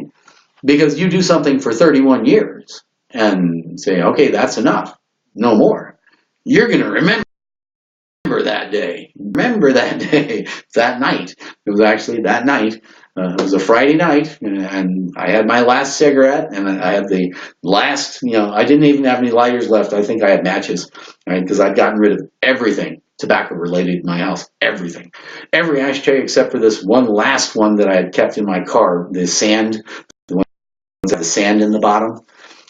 If I ever see anybody doing this out their car windows with cigarettes or that, I yell. I have signs in my car. That is just unforgivable. But don't start me on that one. But anyhow, the bottom line is, if you're in a need where you need to lose weight, you need to become more balanced with your life, with your health. And remember, it's not all physical. Right? A lot of reasons people are overeating right now, a lot of them are emotional. Comfort food, it's called comfort food for a reason. I have my own comfort food. I know. I still think that I used to like to eat when I was big, 252 pounds. I don't deny myself any particular foods. I still eat McDonald's, but I don't eat it all the time. You with me? Every now and then, right? I know now that it's the balance, right, of what I put in my body versus how much calories I burn. That's going to determine if I ever got big and heavy again. And I could easily blow back up to 252 pounds. Right? Both sides of my family are heavy people.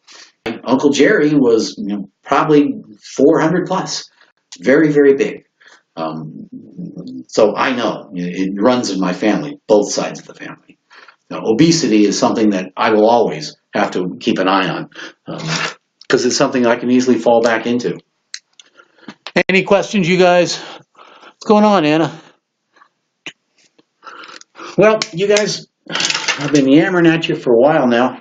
And if nobody has any other questions, I'm probably going to get myself going so I can head out the door and go do my mileage. I power walk 6 days a week. I'm putting in about 24, 25 miles a week of cardio.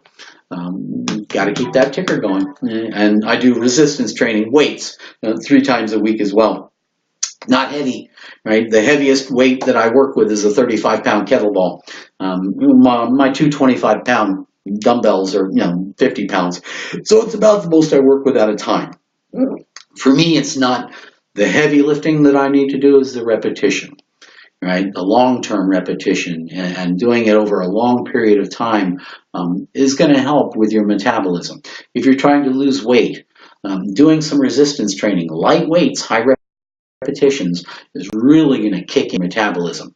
And long after you're done doing the weight training, which is, I like to do it in the morning, but long after you're done doing the weights, your muscles are still burning. You're still burning, your metabolism is still revved up. So take the time, figure out what you got to do to get yourself healthy again. If you know you need to lose weight, nobody has to tell you. If you know you got to quit smoking, nobody has to tell you. If you know you spend too much time sitting around, right, nobody has to tell you. You know, right? I'm not going to sit here and say, hey, get off your butts. You know, right? If you're one of the 84 million Americans who are pre-diabetic, right? If you don't know, you better find out. Because believe me, type 2 diabetes is nothing to mess around with. Once you have it, once you have full-blown type 2 diabetes, that's permanent, you guys. Permanent. So that means that you're treating it, all right, like me, taking the medications and diet and what's necessary, you're treating it, or you're not treating it, in which case you can start looking forward to losing toes and fingers and having foot sores that are open wounds that won't heal, and eventually it'll kill you. But if, like me, you decide, hey, I would rather be underweight than overweight, in other words, take off the weight I need to take off, I'd rather not lose any fingers and toes and eyesight to diabetic retinopathy or neuropathy, right? If, like me, you're one of those folks that goes, no, I will do things better. I will find a way. The good news is the human body is malleable. It's like clay, literally. I mean, you can make changes to it anytime you want.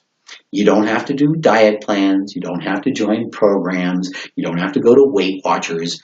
It's a simple matter of tracking that you're putting into your body and making certain that at the end of the day or at the end of the week, you're burning more calories than you're consuming. I know darn well, and I tell my clients this all the time, I know darn well you're not going to stop eating junk food. I know it's not going to happen. I know that you're not all of a sudden going to start chomping on rice cakes and eating salads, right? Eventually, yes. Eventually you can start making those dietary changes long term. But initially, right off the bat, I know you're going to keep eating all the stuff you're eating now. What I want you to do is to eat less of it, okay? Portion size. Let's see if we can get the portion sizes down to the level and the activity levels up a little bit. I don't care if you just go out and take a walk. That's how I started, just 1 mile walk, right? And believe me, I was out of breath by the time I got back. But that's how I started, right? Something. Take a walk your dog, go hit the mall. Just something that's going to get you off your butt and preferably get your heart rate up, some medium level intensity. Jogging, running, fast-paced walking. I do Zen walking, power walking at about 4 miles an hour. Very few people can keep up with. I'm in my 13th year, like I say, since I implemented the program in 2005. So the weights I didn't even really kick in until about 50, about 4 years after I was doing just the walking. So I've only been doing the weights for about 8, 9 years now. And again, it's not heavy weights. I just do light weights just so that I can have the kind of muscle tone that I want. So that at age almost 59, I have the nice flat stomach. And yeah, I got a six-pack in here somewhere. But the bottom line is, I'm not looking to turn you into a bodybuilder. I'm not looking to turn you into a muscle-bound person. I just want you to be at weight, your BMI to be where it needs to be, your body mass index to be in the healthy range. That's what I want. And that's what you should want. And it doesn't matter how hard, you can start making those changes. Little steps. I didn't get fat overnight. I didn't become obese overnight. I didn't take off 110 pounds overnight either. Right? I slowly took that weight off over time. Remember, this was 2010, right? This was almost 50 pounds less than what I was at my heaviest at 2005. Okay? So it didn't happen overnight. I even had a little bit of a yo-yo in there where I let off for a bit and I put 15 pounds back on. But I also understood, especially after having gone through it once, that it was, again, calories I was putting in, the activity level or lack thereof that I was doing, that was creating that situation. So losing weight is something that should go slow and over time, especially if you're obese like I was. You should not be looking for, quick fixes, the short-term diet fans, all the things you see on TV, lose weight fast. They're just because they want to get your money. They want you to buy their programs. They want you to sign up for their memberships. They just want you to give them money is basically what they want you to do. And you don't have to do that. Becoming healthy isn't something that you should have to go pay somebody for. Not even me. I mean, if you're the kind of person who's self-motivated, right, and you can simply, say, all right, I'm going to make some changes. I want to lose some weight. You can do it. I mean, literally, everything that goes into your body, you now can figure out the calories for easily. You go search it on the internet. Alexa, how many are in an Oreo? Oreo cookies have 464.0 calories per 100 grams, 131 calories per ounce. A typical size is a 1 serving of Oreo cookies, 1 Oreo, which contains 12.0 grams, 40 calories. 0.42 ounces of Oreo cookies and provides 55 calories. Oh, 55 calories. All right, so 1 Oreo, 55 calories. So if you're a 200-pound person, right, to stay at 200 pounds, you're going to take about 1,900 calories just to maintain 200 pounds, okay? 1,900 calories, right? We know that 2 Oreos is 110 calories. We know a double quarter pounder cheese from McDonald's is 780 calories. We can figure out easily the number of calories that are going into your body on a daily basis, right? That's an easy thing to figure out. That's why I have my clients who start with me keep a food diary for a week, so that we go over and we know exactly the calories that are going in their body. I also have them keep an activity chart for a week. So I'll know Monday through Sunday everything they ate, how much they ate, where they ate it, what time they ate it, who they ate, why they ate it. Those are the things that I have them write down, right? And I find out what activities they did on that day. Even if they're not doing an exercise program, I want to, did you walk the dog? Did you go to the mall? Did you go play tennis? Did you do golf? Anything that got them off their butt, some sort of activity. So I can sit down with you at the end of the week and you do a food diary, activity diary, and don't lie to me, because It does absolutely no good for you suddenly to become healthy that week, right? And suddenly say you had a salad for lunch on Tuesday when you hadn't had a salad for lunch in 6 years, right? You have to be completely honest and do what you normally do. So if you hit Taco Bell at lunch 5 times a week, then I need to know you hit Taco Bell at lunch 5 times a week. If you have to have Oreo cookies for a snack before you go to bed every night, I want to know you ate 10 Oreo cookies. That's 550 calories right there. So we can figure out where the calories are coming from, right?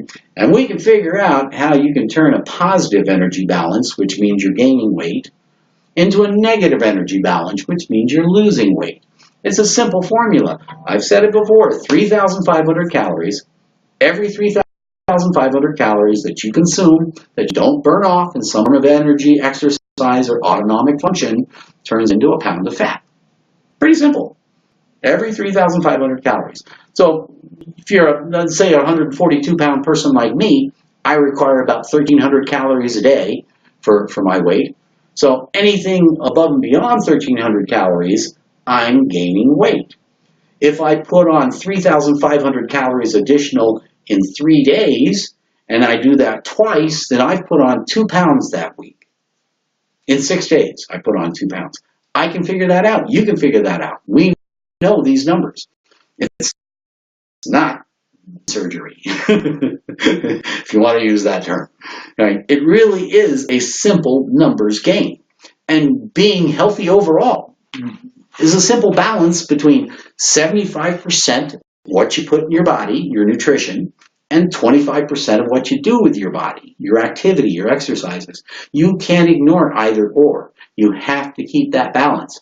75% of the time that you spend trying to be healthy should be watching your diet, right? Watching the food that goes into your body, keeping track of it. I'm not saying eating rice cakes. I'm not saying eat healthy food. In fact, if you're eating 3,500 calories more of health food than you need, you're still going to put on a pound.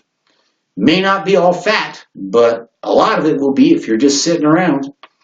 Now, there are people that I work with that put on weight, right? They're trying to put on weight, but at the same time, we're also building that into muscle. It's a program for gaining weight and putting on muscle, athletes especially. But in general, 99.9% of us, if we put on 3,500 calories additional that we don't burn off, that'll turn into a pound of fat. It's very simple. Every 3,500 calories that you burn takes off a pound of fat. So the numbers are pretty simple, and the human body is malleable. I don't care how old you are. I don't care how heavy you got, how far gone you are. You're not. You can start making changes, little steps at a time, and long-term lifestyle changes. That's what it takes. Not short-term diet plans, and not short-term fixes, and not immediate gratification. Again, we get heavy overnight. I didn't become obese overnight. I didn't get up to 252 pounds overnight. And I also didn't take off 110 pounds overnight. And I'm not going to keep it off forever doing it overnight. That is the goal, is to make sure that you're making the long-term lifestyle changes necessary so that if you take off the weight, you keep the weight off. If you get rid of the cigarettes, you keep them gone. The positive changes are what is going to make the difference. Anytime that you get rid of a bad habit, you can replace it with a good habit. The universal law of the vacuum runs in. Anytime the vacuum is created, the universe will rush to fill it. So you get rid of a bad habit in life, replace it with a good habit. I got rid of the cigarettes July 15, 2005. The following morning, July 16th, I started my exercise program and my smoking cessation. I used the gum, right? The orange nicotine gum I used. And for about 2 weeks, I used the gum, right? After that, I switched over to regular gum. No more nicotine, right? And I haven't had a cigarette since July 15, 2005. But I planned it out. By the time my quitting day came, there was absolutely no way I was not going to see it. There was absolutely no way, again, I was ever going to pick one of those nasty things up again. I don't care if you vape or cigarette or chew or what. Me and tobacco, we were done. And it stays that way. So being healthy is just small steps, slow, making long-term changes to your habits over time. Yeah, you're going to keep eating everything you like to eat. I keep eating things I like to eat. I like fried chicken. I like cheeseburgers. I like cake and cookies. Yes, but I also know now that it comes down to how often I have the junk food and the total number of calories that I'm putting in versus burning off. It's a simple numbers formula. And yes, now I eat a lot healthier than I did. And yeah, I like salad and I like fruit and I do protein smoothies and tofu. And I have, over the years, made a lot of dietary changes for the better. But at the same time, I still have Oreos in my cabinet every now and then. I still hit McDonald's for a double quarter pounder with cheese and the large fries and a fillet of fish. I still eat all of the same things that I loved to eat before, just now less. And for the junk food, less often. So the changes required come over time. And the nice thing is, when you start eating less junk food and you start losing weight, eventually your cravings for that will go away. Now there's a nifty little scary bump in the first 2 to 4 weeks when you start losing weight. Because as you start burning the fat off, the leptin inside the fat cells, the leptin inside the fat cells are what give you the feeling that you're full, right? As you start burning that fat off the first 2 to 4 weeks, right, and you have less leptin in your system, you start getting cravings for that fatty food, those saturated fatty foods. The cravings can increase. But if you can get past that 2 to 4 week period, you can get past that, that dish eventually dies. But that bump that everybody seems to run into when they're starting to do their diet, especially when they start losing weight, at about the 2 week mark, and sometimes as long as 2 to 4 weeks, but at about the 2 week mark, if they're progressing and they're losing weight, they get that awful cravings for, oh my God, I want a double cheeseburger and fries. And of course, you can't deny your time. I don't. But you can't do it all the time either. You can't do like I used to do and go out every day at lunch and hit the fast food place and get 2, 3 different sandwiches and fries and shake and take it back to the office, sit there and stuff your face and not do any exercise and not even care. That is not how you stay healthy. And it's certainly not how you get healthy. It's how I got unhealthy. All right. So now I help people get healthy. And it's just like I say, small steps, slow, over time, making the changes necessary. And like I say, I know you're not going to stop eating junk food. I know that's going to happen. I know you're not going to stop hitting KFC. But let's look at not eating the whole bucket, right? Let's look at eating a couple pieces of that chicken and putting the rest away for later. I know you're going to keep eating pizza. I love pizza. But let's not eat the whole pie, right? Couple slices. And as you start losing weight and as your stomach starts shrinking, you're not going to be able to put as much in there. Right? Your eyes, like mine, my eyes are always bigger than my belly now. For some reason, I always seem to put more on my plate, but then again, I wind up putting half in the refrigerator later. See? So for me, I'll make steak, but I'll wind up eating it over 2 to 3 meals because I just don't have the room anymore. Right? Or I'll go out and get a double quarter pounder with cheese, right, and fries, and I'll scarf it down, but I'll also know that later that day I'm going to have a salad, because you do have to have that give and take. If it's all junk food, all high-fat food, all saturated food all the time, then you're going to turn out, where is it? You're going to wind up looking the way I did. And just to scare you guys again, and I keep this one on, yeah, here it is. Just to scare you guys, look at that mug. That's 250 pounds, you guys. 252 pounds. And that was just because I wasn't concerned about my health at that time because I wasn't having anything weird happening to my system. What's going on, Lloyd, Syed, and ATM? Welcome.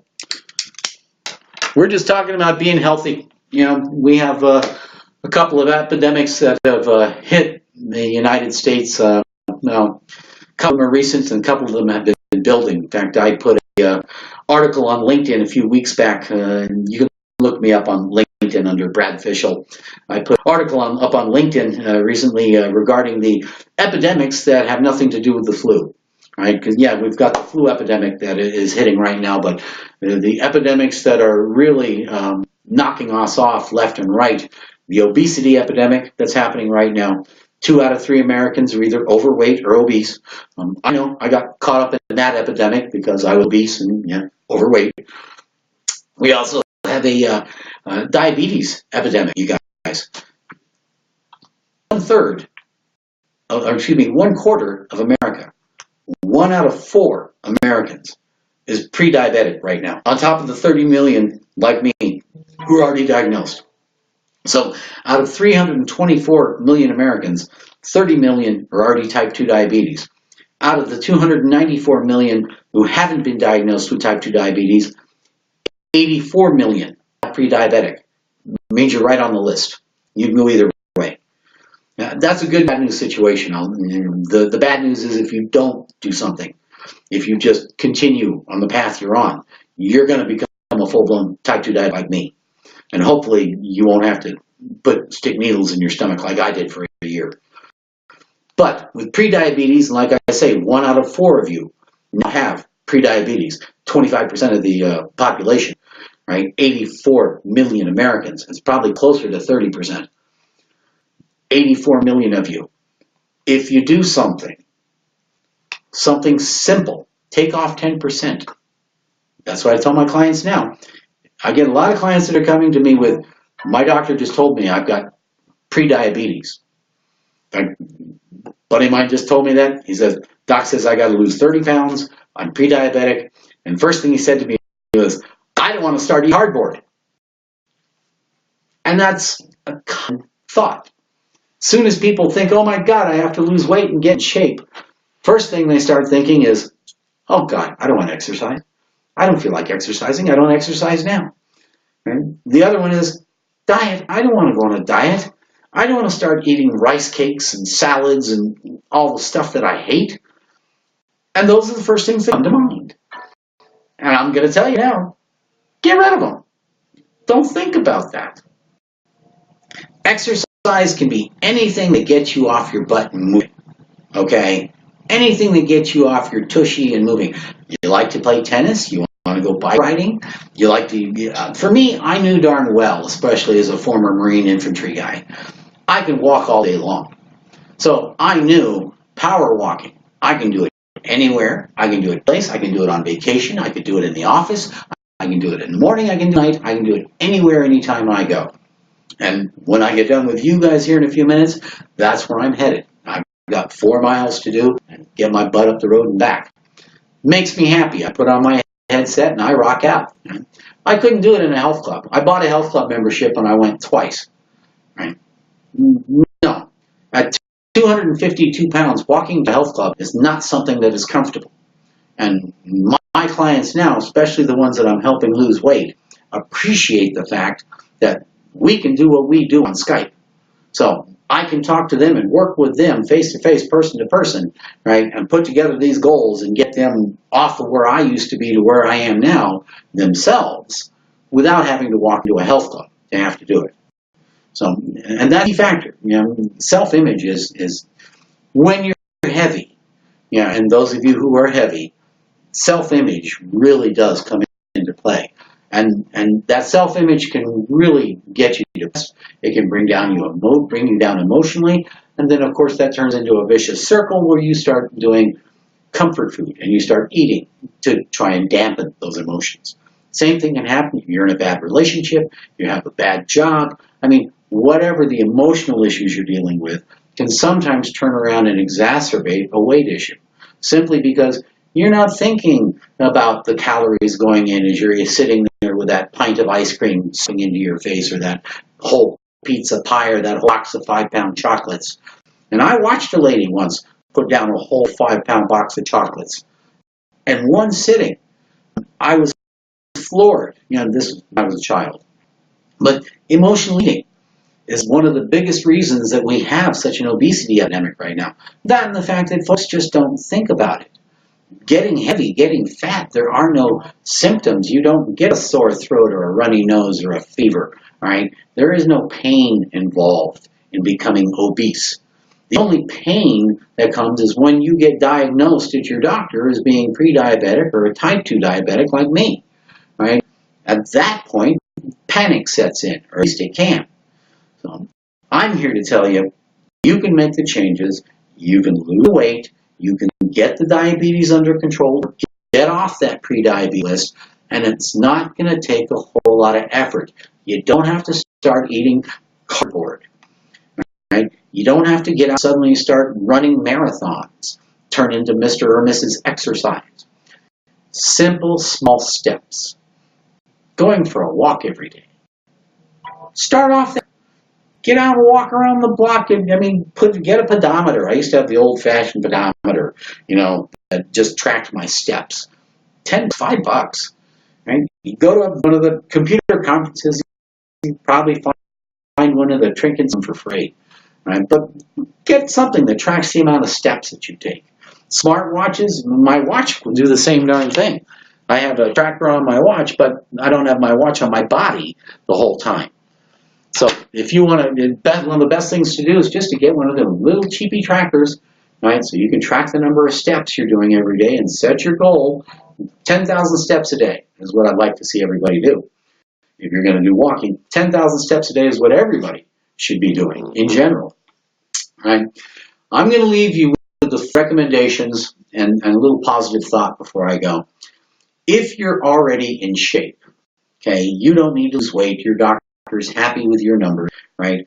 The CDC, all right, Center for Disease Control, who we all tend to follow as far as guidelines, recommends that the average healthy individual adult get 30 minutes of medium intensity exercise. That could be jogging, it could be power walking, it could be bicycling, swimming, tennis, anything.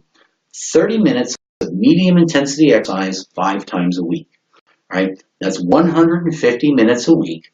If you're already in shape, if you're already at weight and you're already healthy, stay healthy, right? Now this is for under 50.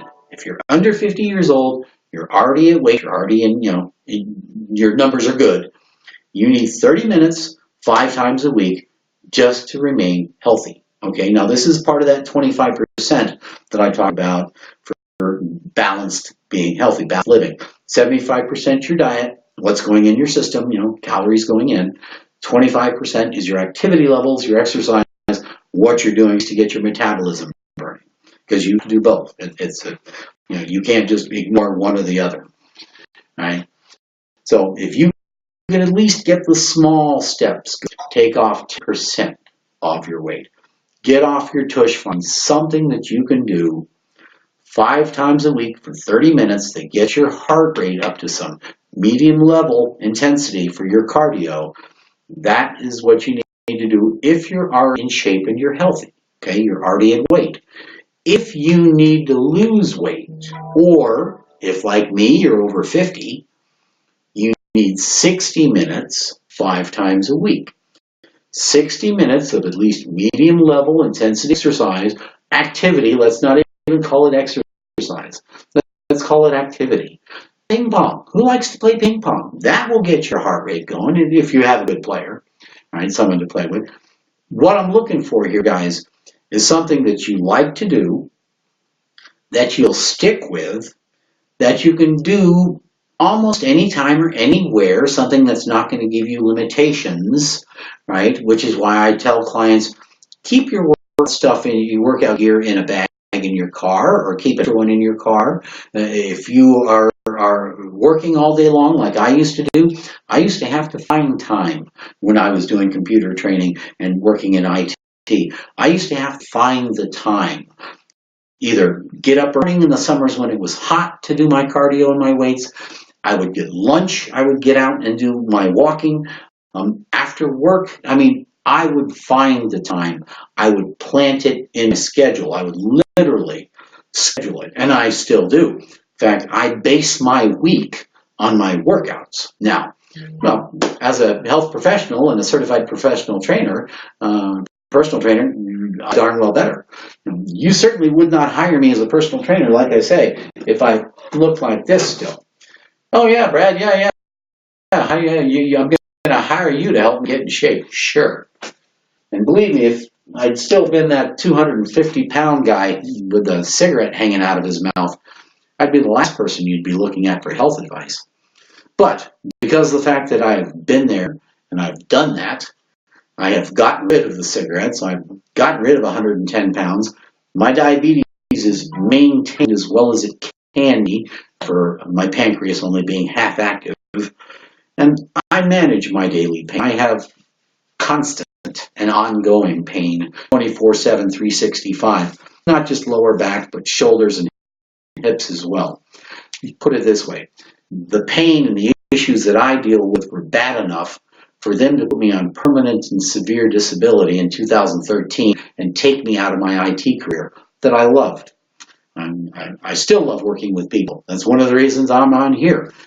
I did public speaking as part of information technology for decades. I worked with all the computer user groups for Microsoft and Novell, and I was the president of the Novell national group back when we had somewhere around 100,000 members. I've talked to audiences of 2,000 people. I enjoy it. I like the interaction. If I could, I'd take every one of you guys right now and I'd find a way to bring you right here and put you in a right here in front of me. Because I'd be looking at your eyes. Personally, I'd rather look right in your eyes, and I'd rather you be able to talk directly here in person and ask me these questions. Any questions, it doesn't matter. For me, the interpersonal is what's important. That's one thing I love about Skype, because I can eyeball, I can eye to eye with my clients. And, I prefer we're here, but not everybody can come to, Sun City, California. But you're more than welcome. If you want to come work with me here in Sun City, come on down. Anyhow, so I want to leave you with something positive because I need to get out the door and go do my exercise. And hopefully I've at least given you guys some good information this morning and answered a few good questions. And I do appreciate the people that have asked questions so far. It gives me the opportunity to share. And that's one thing that as human beings, we're all 99.5% the same, Hey, Shadow, what's going on? Literally, out of the 19,200 chromosomes in the human body, right, 99.9% of us share more than 17,000 of them. So, 99.5% we're genetically identical. I don't care how tall you are. I don't care what your religion is, what color you are. I don't care where you live. A human being's a human being's a human being. Bottom line. In fact, I will extrapolate it beyond that. Human beings are part of the mammal. We are mammalian. All mammals have limbic systems. That's the specific parts of the brain that create emotion and feeling. That's where the center of feelings and emotions are, is in our limbic system. Every mammal, I don't care if it's got 2 legs, 4 legs, wings, crawls, flies, swims, I don't care. If it's a mammal, it has feelings. It has emotions. Every one of them. And the ones that we need to concern ourselves the most, besides all animals on this planet, are the ones that are specifically created. The domestic dog and the domestic cat. Human beings created these animals. If we hadn't taken a perfectly good wolf starting around 50,000 years ago and turned it into a couch potato, literally everything from a 3-pound teacup chihuahua to a 150-pound mastiff, they all come from the gray wolf. Now, the gray wolf could very easily survive on in the wild. They do all the time. You take a gray wolf, you throw it out in the woods, it'll live, it'll survive, it'll thrive. I guarantee you, if I took one of these guys and put one of these guys out in the wild, hang on, here we go. One of these guys, like this guy, Zeke, for instance. Zeke is a chiggy.